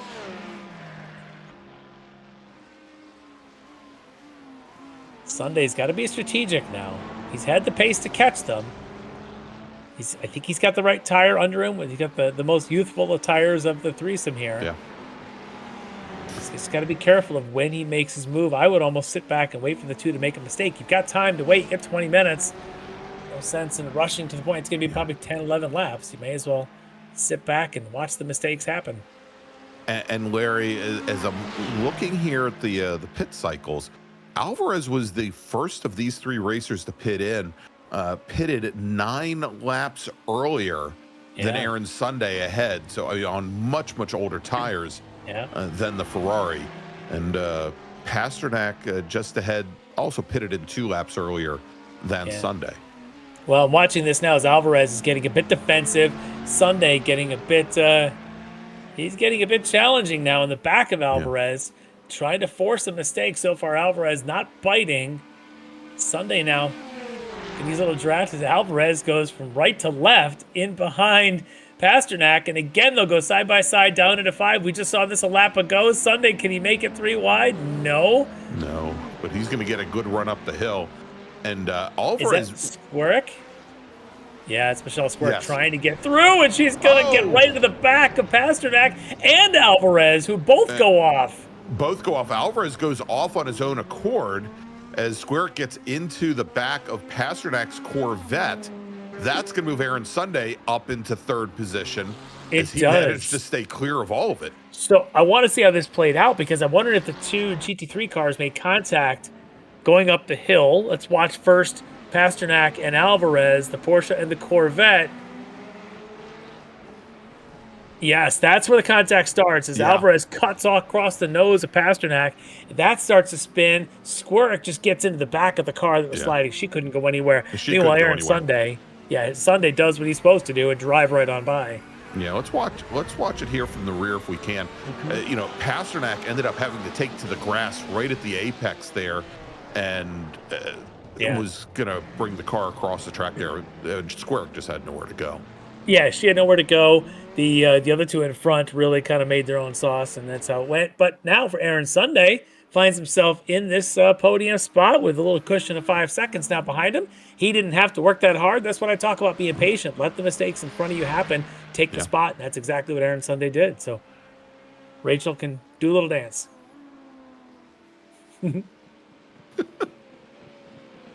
Oh, I was thinking, you said that, I was thinking about really bad disco song lyrics, Larry. Get down tonight. Get down tonight. You know me. And skip the stuff right in the middle. They don't call me Lefty Funk for nothing.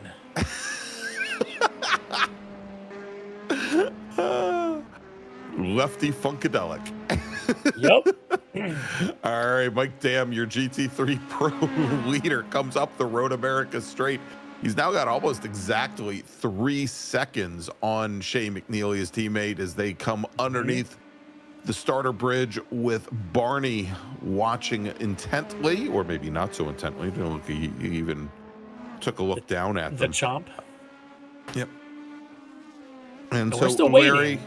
Yeah, we're still waiting on the last pit stop in LMP2 for Chester Guidry and Charlie Hosea. Meanwhile, Harrison Butler was 4.5 seconds between them. Now it's down to about 3 seconds. Butler is closing. So we're waiting for Guidry and Hosea to stop. One of them could come out right in the middle of the battle of Harrison Butler. The other's probably going to be pretty far off given the gaps and things. So I'm looking forward to that here in the next 15 minutes before we see Checker. All right, Larry. And so combining tailor-made setups and expert tools to enhance every aspect of your racing experience, Go Fast, you can see it right there in the top right-hand corner of your screen, is designed to help you analyze and unlock more performance on track. Race smarter with professional setups and pro app features for iRacing, Le Mans Ultimate, ACC, and more. Head to gosetups.gg and use code XMS10 at checkout for 10% off your purchase.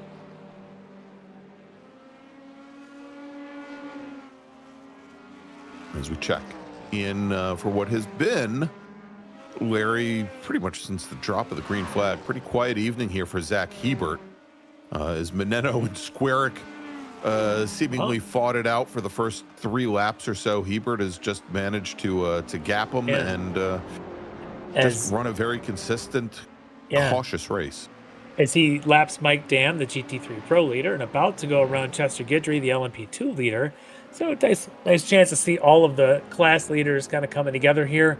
Waiting for Guidry to pop into the pits. It's not going to be this time. Nope. And so Hebert it certainly had his challenges when the track got damp. About 15 minutes into tonight's race, but managed to keep a fairly steady margin back to Menino and Squarick. Yeah, and smartly. He perhaps Yeah. could have had more pace in the car, as Stephen Hudak says. The Cadillac's a rocket ship, but decided to really play it smart here with the changing conditions and how this race is going. He's got 15 more minutes. We're now past the 75th minute, 13-second advantage over Menino. This is where Hebert just got I want to say cruise control. You just hit your marks is what you do. You don't try to late break anything. You don't take any chances with lap cars. You just get the thing back to victory lane is all you really want to do. And then if he can pull that off, it'll be a good result for him. And for Michelle Skorick, just trying to salvage a podium here. Considering how her season's going, it's kind of less than what's been her standard, but Yeah. a podium would still go a long way towards this long season. A lot like what Ethan Bass is having to do in GT3 Pro is maximize your points even when it's not victory. So meanwhile, Ben Rose from DNA Motorsports in that number 5 BMW, he's had a couple of moments here tonight. There he is going down into turn 1. Larry, he is currently lapping about 0.5 of a second, about half a second faster than our leader, Zach Hebert, as well as the 2 SRT esports drivers. The problem for him is that, well, you can see there, he is, 2 laps down. Yeah, and part of that is he's probably just driving angry. The other is Zach Hebert doesn't need to go faster. He's got the cushion. He's not pushing it. And it's smartly for Hebert. For Rose at this point, just lay down flyers. Maybe you get a couple of purple sectors out of it and get a fast lap of the race is a bit of a moral victory for him. Moral victory, but for Ethan Bass, he could pick up a 5th place right now if he can get around the Rockefeller Racing Ilya Speaker right in front of him. Right behind them, was that Bobby or was that Rose? It was a red prototype. It is Bobby. Yep. Unfortunately, Bobby once more. I tell you, he's been down in that part of the track several times tonight. He does want to play some beach volleyball down there. I'll have to get down there and dig some out for him. And Larry, just getting word now, Johan Alvarez, we saw the contact over turn 6 a couple laps ago. Johan Alvarez has been assigned a drive-through penalty for the incident with Jasper Pasternak from Velocity. Not much surprise out of me, the way he chopped across the Corvette's nose. Yeah, I think that's worthy of penalty. And it's one of those you learn going forward. Meanwhile, Bobby needs to probably learn how loose the back of his BMW is tonight. We're showing a series of replays for Bobby where none of them are turning out very good. No.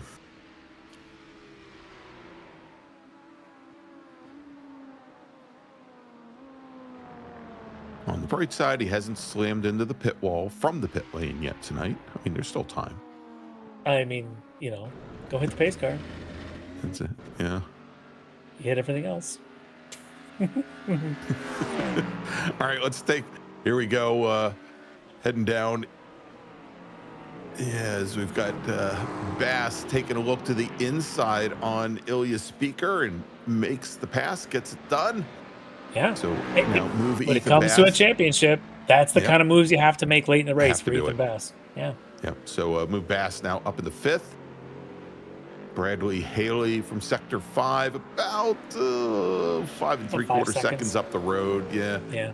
At the moment, Bass lapping maybe a half second faster than Haley in front. So yeah, I it's think we might tough for him to get up there.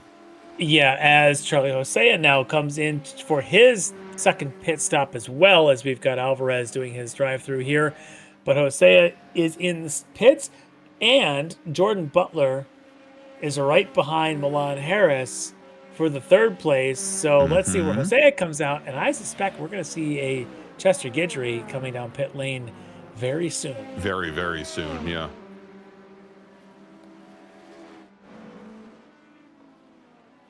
And he'll likely spend more time driving down pit lane than actually stopped in his pit stall. There's I'm watching now for Hosea how much time he's in the stall here before he comes out. It won't be much. 12.7 seconds. Yeah, you're only trying to make it another 11 minutes. You're talking 5 laps around this place. So he does make his way back out. Unfortunately, he's about 10 seconds back from Harrison Butler, which tells me Guidry might be right there with Harrison Butler when he does make his stop because it was about 10 seconds. Yeah, I think it's going to be pretty close. This will be an interesting finish here. Could be three-way for the win in Guidry, Harris, and Butler in some order.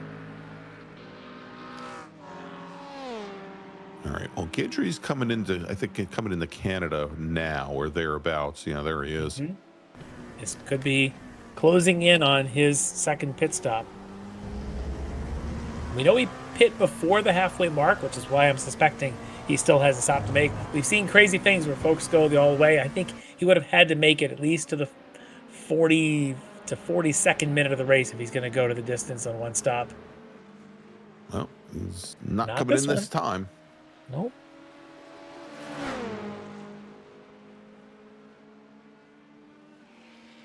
As Dave Menino drives by on the front straight.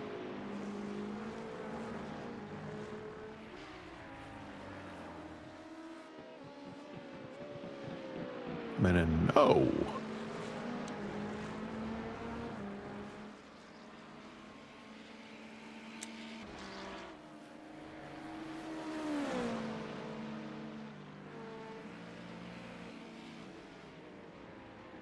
All right, let's see what else we might have.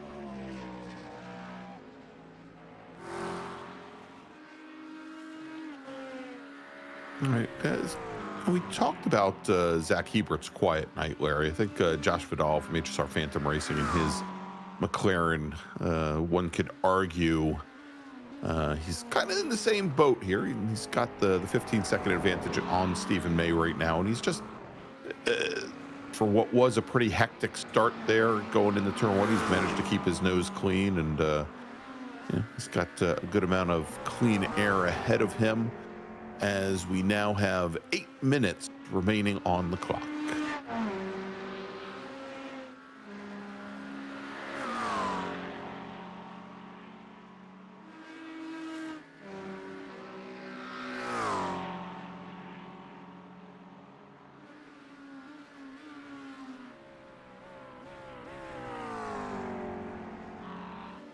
All the OHND folks joining in the chat to see if Aaron Sunday can close out this podium finish here. Meanwhile, this is the battle right now for second in LMP2 between Milan Harris and, of course, Jordan Butler right in front of, I think it was Brian Bennett, the Sector 5 GT3 car. And then right behind them, I think that's Ben Rose, running in his DNA GTP car. Yeah. But, so yeah, we'll see if Ben Rose can help his teammate, in fact, Jordan Butler. See if a little bit of DNA play like Isaac Hadjar in this past weekend. You know, you just, if you can get through here, especially being the faster car, he could pick and choose when he sticks his nose through. Could help a little bit. And Alvarez practically has to park the Porsche going in the 14. Meanwhile, Chester Guidry in and out. We didn't even notice, Larry, and 12 seconds in the box. And closing quickly, but I tell you, Guidry may have done this right. Yeah, he's going to be 3 seconds up. Yeah, we just saw enough fuel. Yeah, we just saw Ben Rose, the GTP car with Harris and Butler directly behind. Oof. And Milan Harris, big lurid slide coming out of turn 3. That's not going to be good for him as Butler pulls to the inside coming down into turn 5.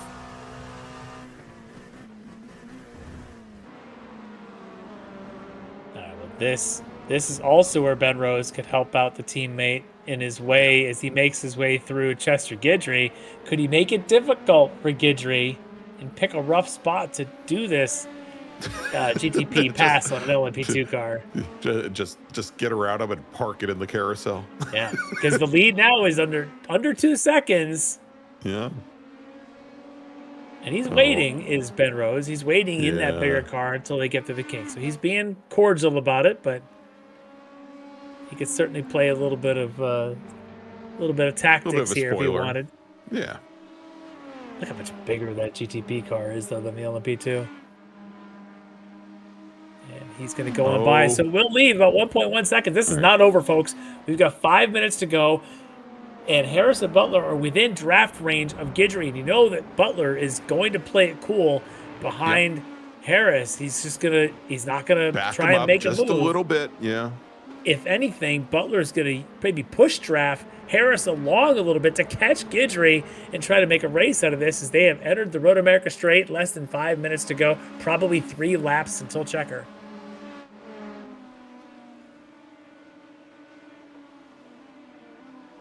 And Larry, as we watch here now, as the GTP car of Rose goes by, Mike Dam starting to see his advantage over teammate McNeely.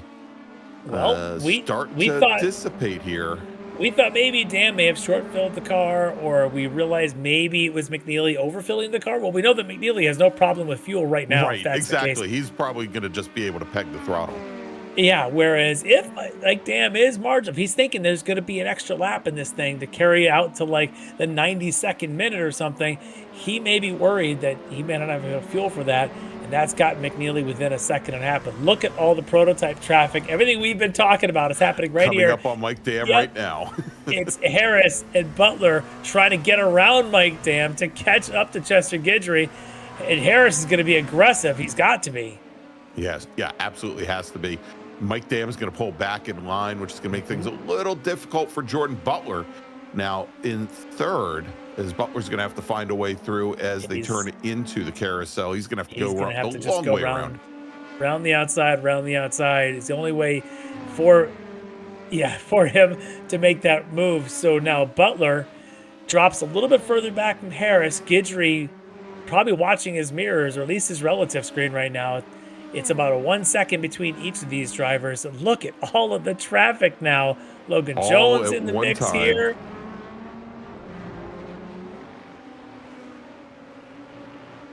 Yeah, Jones now trying to just be consistent. Tough to do when you've got aggressive and desperate prototypes around you. 3 minutes. Under 3 minutes. And I'm wondering if we're only going to get 2 more laps,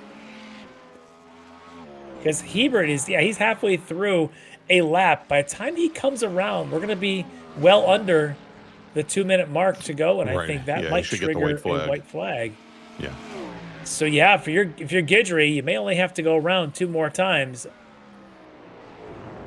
We'll see. It's going to be close. Coming out of Canada, we might be looking at 2 full laps. Well, let's see, 127. Yeah. 40. Oh yeah, Larry. We may. It's gonna be so close. Again, Hebert's been lapping at around 151, 152. And yeah, I tell you what, we're going to get another lap. This is not going to be a white flag this time. Nope. So with another lap means anybody that was close on fuel is going to be in a struggle. Look at Jimbo Pfeiffer now finally coming in for his second stop in his LMP2 entry. Yeah, he realized he wasn't going to make it. He pits in from 5th, had about 30 seconds on Panhirde. Yeah, so what this extra lap does is it gives Butler and Harris an extra 4 miles to chase down Chester Guidry. It gives Shea McNeely an extra 4 miles to chase down Mike Dam, and Mike Dam 4 more miles to think about his fueling decision that may end up coming back to haunt him. Let's see how this plays out. McNeely's making up ground even here in the carousel. Yeah, McNeely a second back, less than. Mike Dam needs this win on the points. He absolutely must have it. But he's got some draft, I think. The other Corvette in front of him. That might be Noah Hogg, I think. Maybe right in front of him? It's one of the Velocity Motorsports Corvettes. Yep. Logan Jones, perhaps. Yeah, actually, yeah. It's the 11 of Jones. Right. I think that's Jones, yeah. Yeah. Yeah, because Pasternak's directly ahead. But for Mike Dam, he'll take any draft, a little bit he can get. And there's the other Velocity entry right in front of them. Meanwhile, McNeely's now closed it down to a half second. Larry picked up a full second on the prior lap. As Zach Hebert's now coming out of the final corner and onto the Road America straight, he should see the white flag this time by. Well, Larry, it's going to be close. We're at 54, 55, 50. Yep, white Should flag be. in the air, Larry, Yeah. at 1 hour, 29 minutes, and 58 seconds. Well, we thought the rain was going to be the story tonight. Turns out it's going to be fuel, as Mike Yes. Dam needs to now go almost 2 more laps here, as they're only in turn 5, and they're not going to be able to get lapped fast enough from race leader Hebert before he sees checkered. So this Corvette battle is going to go all the way to the end. That'll be fascinating. Meanwhile, there is Hebert on the back straight. Now, for Mike Dam, what he needs to do is he needs to interject himself through the teammates in front there. That's Pasternak and Jones. Mike Dam needs to use them, put gap in between them so he can get something in between himself and Shane McNeely. He took a look there, Larry, to see if he could do it around the outside. Yeah. And the gap closed up between the two. The 4 spec Corvettes here. And that's what he's doing. That's what Mike Dam's doing. He's moving to the inside of Jones. He's going to do it again to Pasternak. Smart move for Mike Dam before he gets to the kink. Brilliant stuff. And McNeely not going to get the same favor, I don't think, from the two Velocity Corvettes. He gets through going into Canada, but he's lost now about 3 car lengths. A little bit. He got a good exit, though, to McNeely, so he's going to maintain pace. But if this were this were white flag lap seeing checkered up the hill, Mike Dam may have done himself a favor. He's got to go 4 more miles around this wonderful track with who knows how much in fumes and the red light on his dash blinking at him the whole way. I'm betting it's blinking something quick here, Larry, as they came out of turn 14. There's the white flag for the GT3 Pro leaders now, and right behind them is Zach Hebert. He's going to take the checkered flag, takes the win here in round number 5 in GTP. Dave Meneno coming into the final corner now and up the Road America straight. He's going to finish second. Michelle Squarick should finish third in GTP. So let's move back over in this battle for the lead and the win in GT3 Pro.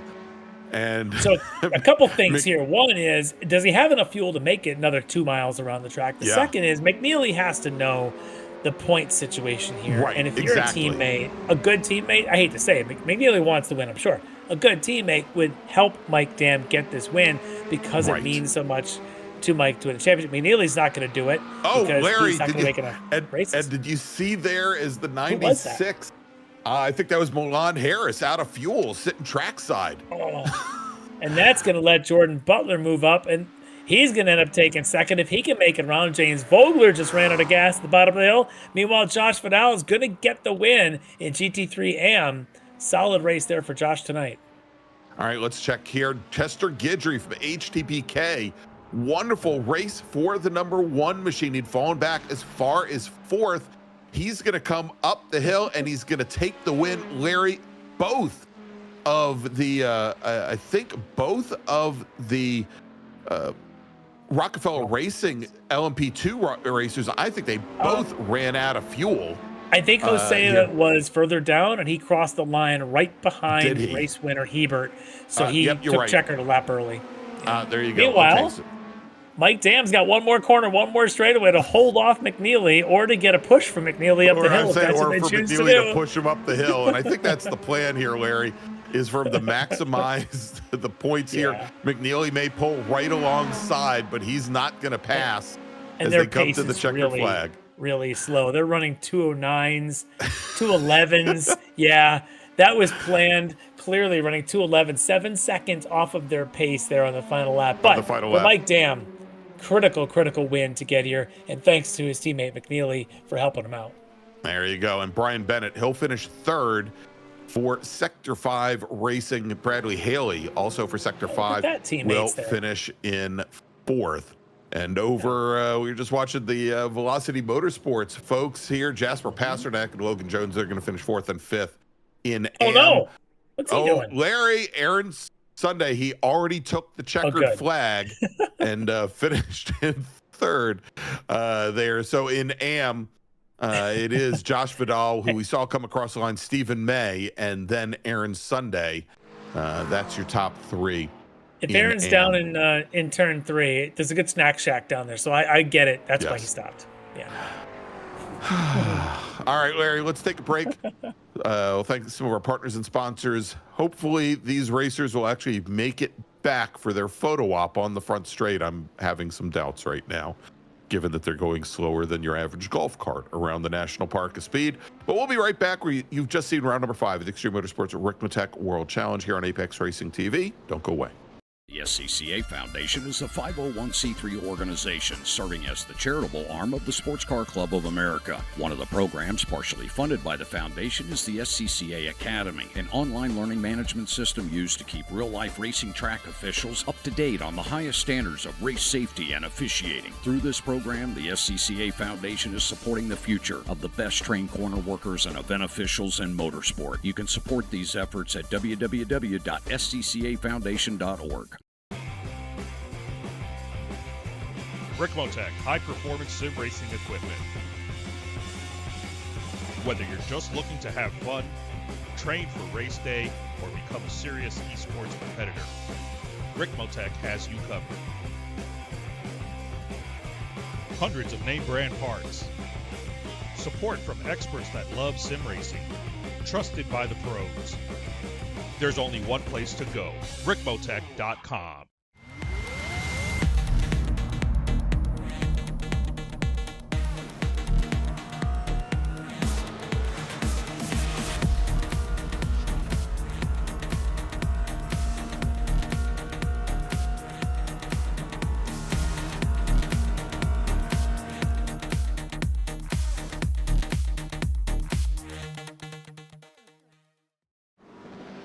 The search is over. The most comprehensive league scoring solution is here, with the ability for multi-level championships, custom incident tracking, post-race time penalties, support for heats, drop weeks display, multi-car team scoring, advanced web widgets, rookie championships, a custom paint system, and load those results in seconds.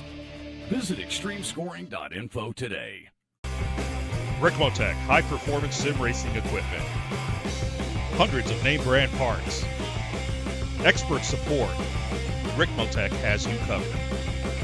There's only one place to go, Ricmotech.com.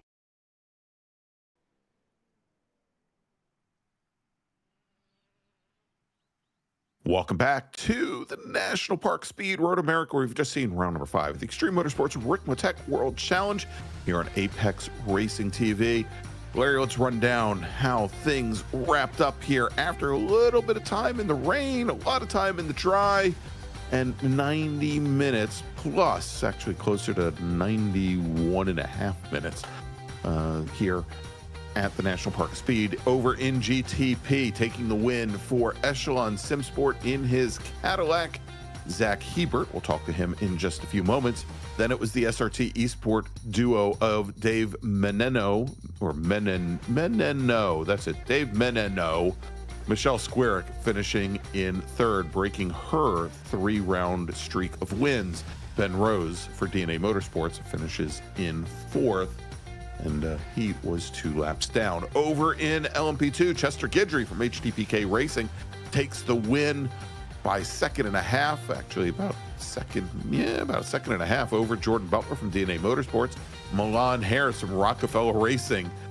Good thing that he made it to the checkered flag as he finishes in third. His teammate Charlie Hosea will finish fourth, albeit never sees the checker, runs out of fuel on the final lap.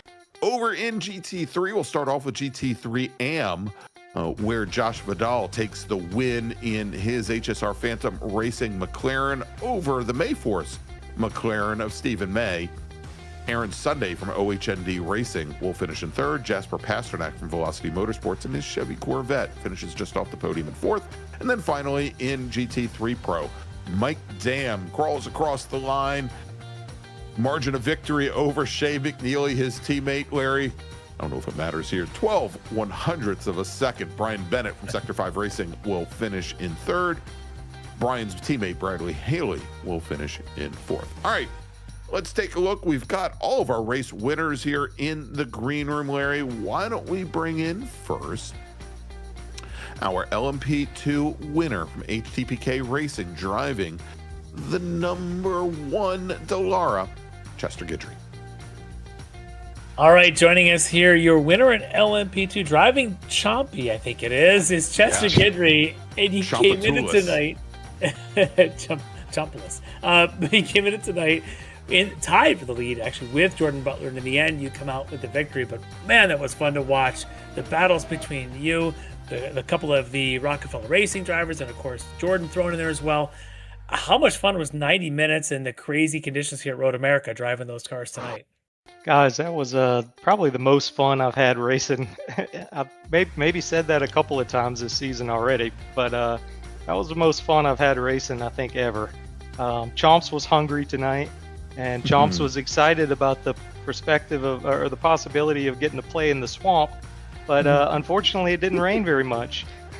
So, we got our heads down and went to work.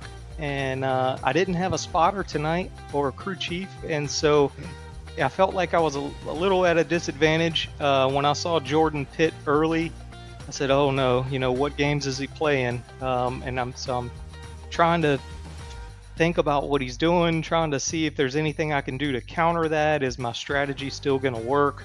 All while trying to run fast lap times. I don't have enough brain power to do all that at once. So, making a few mistakes. But, the game plan was I paid my fuel tax early. Jordan was going to have to pay his later.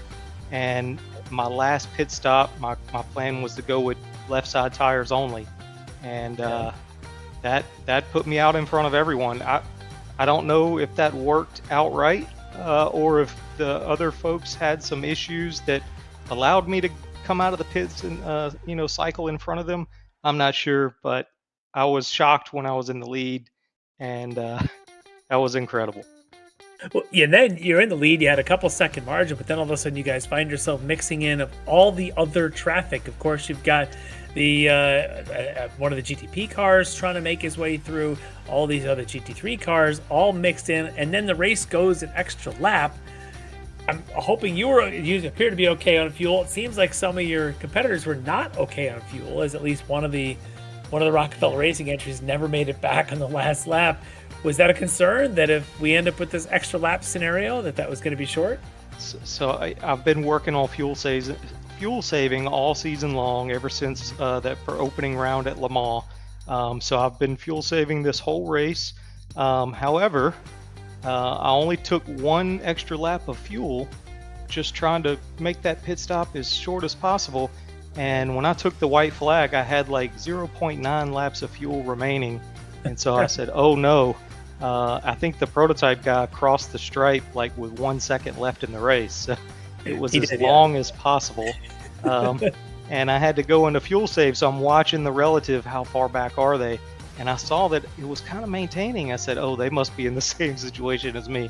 Yeah. So it's all about just don't make a mistake on the last lap. Bring it home.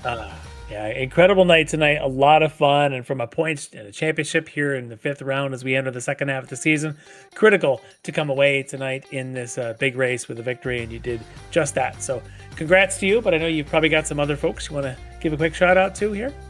Yeah, absolutely. Thanks, Greg and Larry, for putting on a good show and doing an excellent job commentating. Thanks to my wife, Ashley, and my father, Richard, who's watching right now, probably jumping up and down on his couch, and my teammates with HTPK, Lloyd and Neil, Lloyd Cooper and Neil Weston. All right, well, awesome job tonight getting a much-deserved victory here at Road America. 90 minutes and wet and everything else thrown into it, even in the swamp there for Chomps. But you're getting the win here for HTPK. It's Chester Guidry. Congrats. Thanks, guys. Good night. All right, good night, Chester, and thanks for the kind words. All right, Larry, let's move over now to, why don't we move over to GTP, and our overall winner driving the number 511 Cadillac for Echelon Simsport, Zach Hebert. All right, Zach, one of the things is, one of the best compliments I think I can give is you made tonight kind of look easy at it. Probably wasn't from your vantage point, but you seem to have the right setup, the right pace, the right strategy. Was it as easy on the inside as it looked like for our vantage point? I was not expecting it to be nearly as easy as it ended up being. I think Dave and Michelle both kind of took a more wet setup because I think they expected there to be a little more rain than the slight sprinkle that we got in Canada Corner and in parts of the carousel. But it ended up being, I mean, I guess a fairly relaxing, as much as you can say relaxing in a multi-class race. So, but hey, I just committed to, we're just gonna make as much lap time as we can in the rain with the dryer setup, and then hit for wets if it came to that, and figure it out from there. So seems Poseidon decided to bless me in that way today. Well, looking at it from a season championship, I've got the updated points here in front of me. You've got yourself into third spot now, just 8 points back from Dave Menino for the second spot. And this gives you a little bit of momentum. Are you working to build on this? We got 3 more rounds, plenty of chances to score points. Have you got something for the SRT eSport team here as we come to the last part of the season? I mean, I'm trying every week. Again, it's not over until it's over. So, again, I know Michelle, I think my spotter said that his relative that he was looking at said she swapped to wets in her pit stop. So I'm pretty sure this will be her drop round for the season. So, but again, every week is trying to figure out how to keep up with both of them because they're both super quick. Again, even on the opening, 3 laps when I had a, 2.5 second-ish lead over that, that's kind of what tipped me that they were running more of a wet setup, because I know both of them are not slow by any means. So, again, it worked out in our favor, and sometimes that's how it pans out for you. Yeah, well done, well executed. You had the setup, you had the pace, you had the strategy, and tonight it all pays off to get a well-deserved victory for you. But I know you've probably got lots of teammates and friends and family and otherwise. Some folks probably watching and cheering you on. You want to give a mention to? Appreciate, I said Echelon for all the support that they give me for, week in, week out. My spotter tonight, Mike, again, he didn't actually end up having to do much work because it ended up just not raining well. And I want to apologize to, half of the GT grid for making it go that extra lap that I don't think they planned for. So, yeah, you may have ruined a few races, but that's not your problem. That's theirs. You didn't decide how much fuel they took on. But it's the way the racing goes. Sometimes that's how it is. But for you tonight, the victory was very well done, well executed, and you got yourself a little bit of a celebration now you can run off and have tonight here. So awesome job tonight for the Echelon Esports team. Your winner in GTP, Zach Hebert. Thanks, guys. Appreciate it. All right. Thanks so much, Zach. All right, Larry, let's move over now to the GT3 field, and we'll start off tonight with our GT3 AM winner for our HSR Phantom Racing, driving the McLaren. It's Josh Vidal.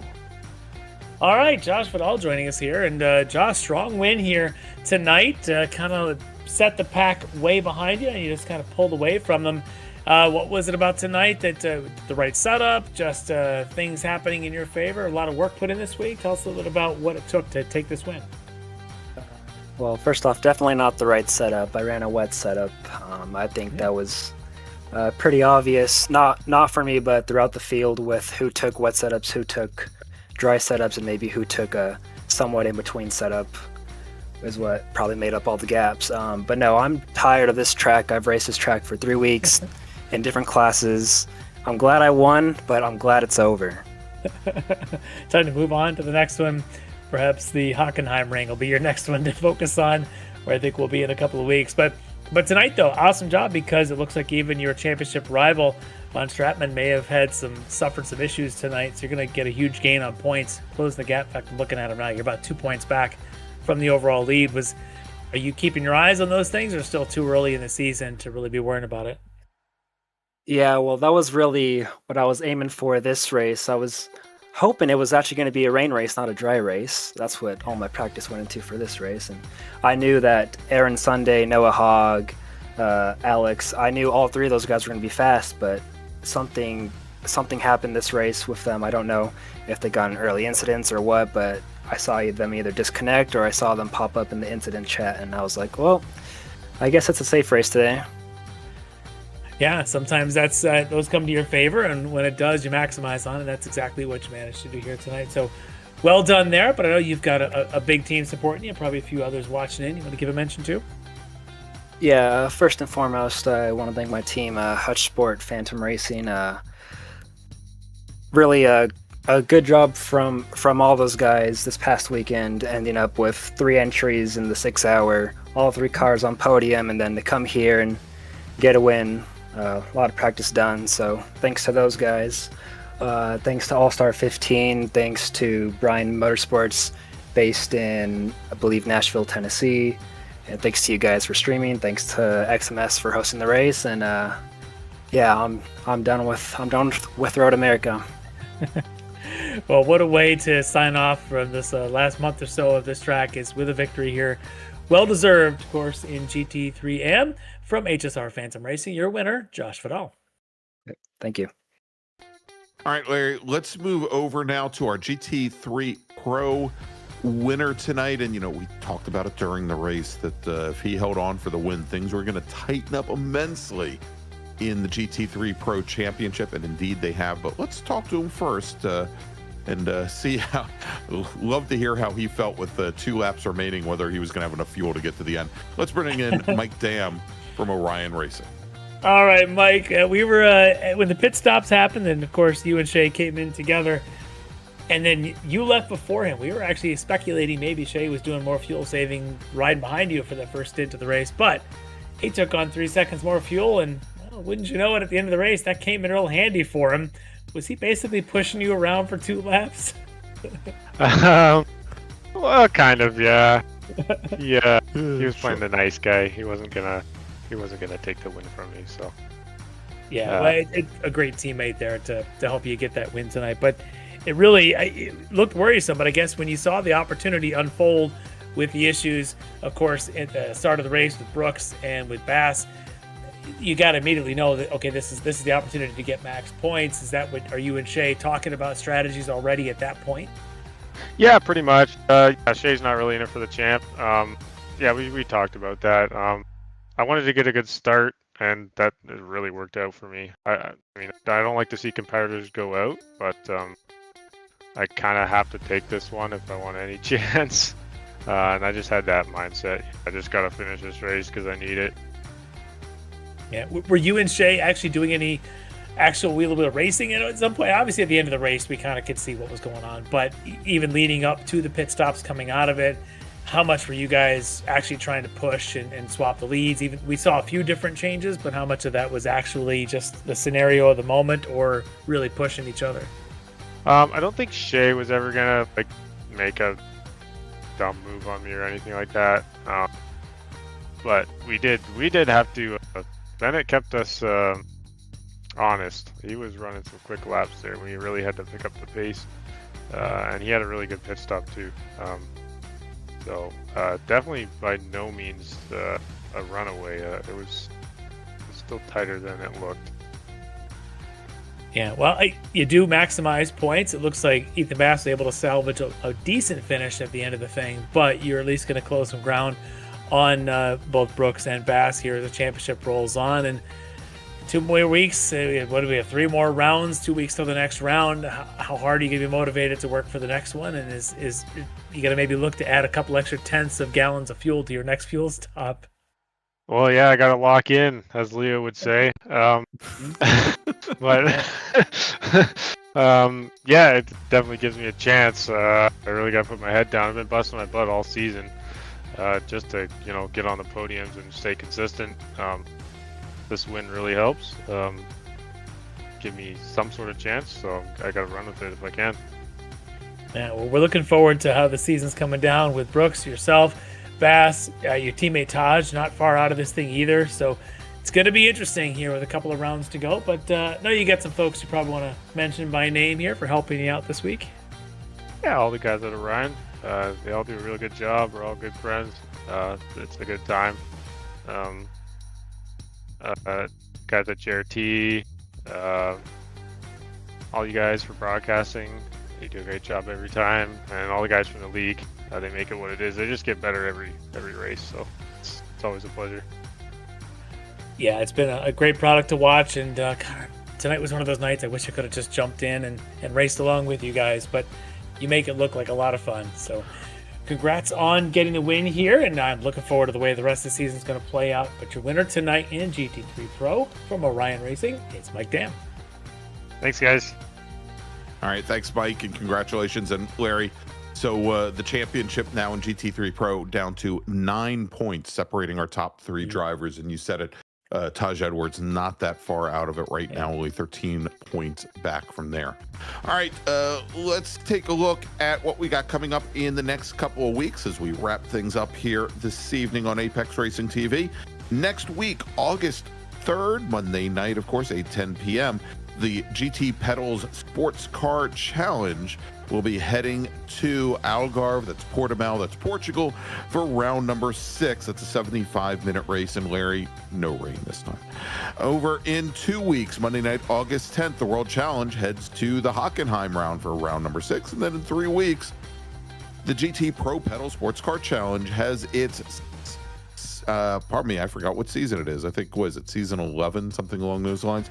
The finale is going to be at the Circuit of the Americas. We haven't been there for a couple of seasons for a 60-minute race. Of course, GT Pro Pedal Sports Car Challenge, that is for LMP3 and GT4. All right, so wrapping things up for Larry Lefty McLeod and, of course, Jonathan Grabowski, I'm Greg Ginsburg, and we'll see you next Monday night from Portugal. Have a great week, everybody. Ricmotech, high-performance sim racing equipment. There's only one place to go, ricmotech.com.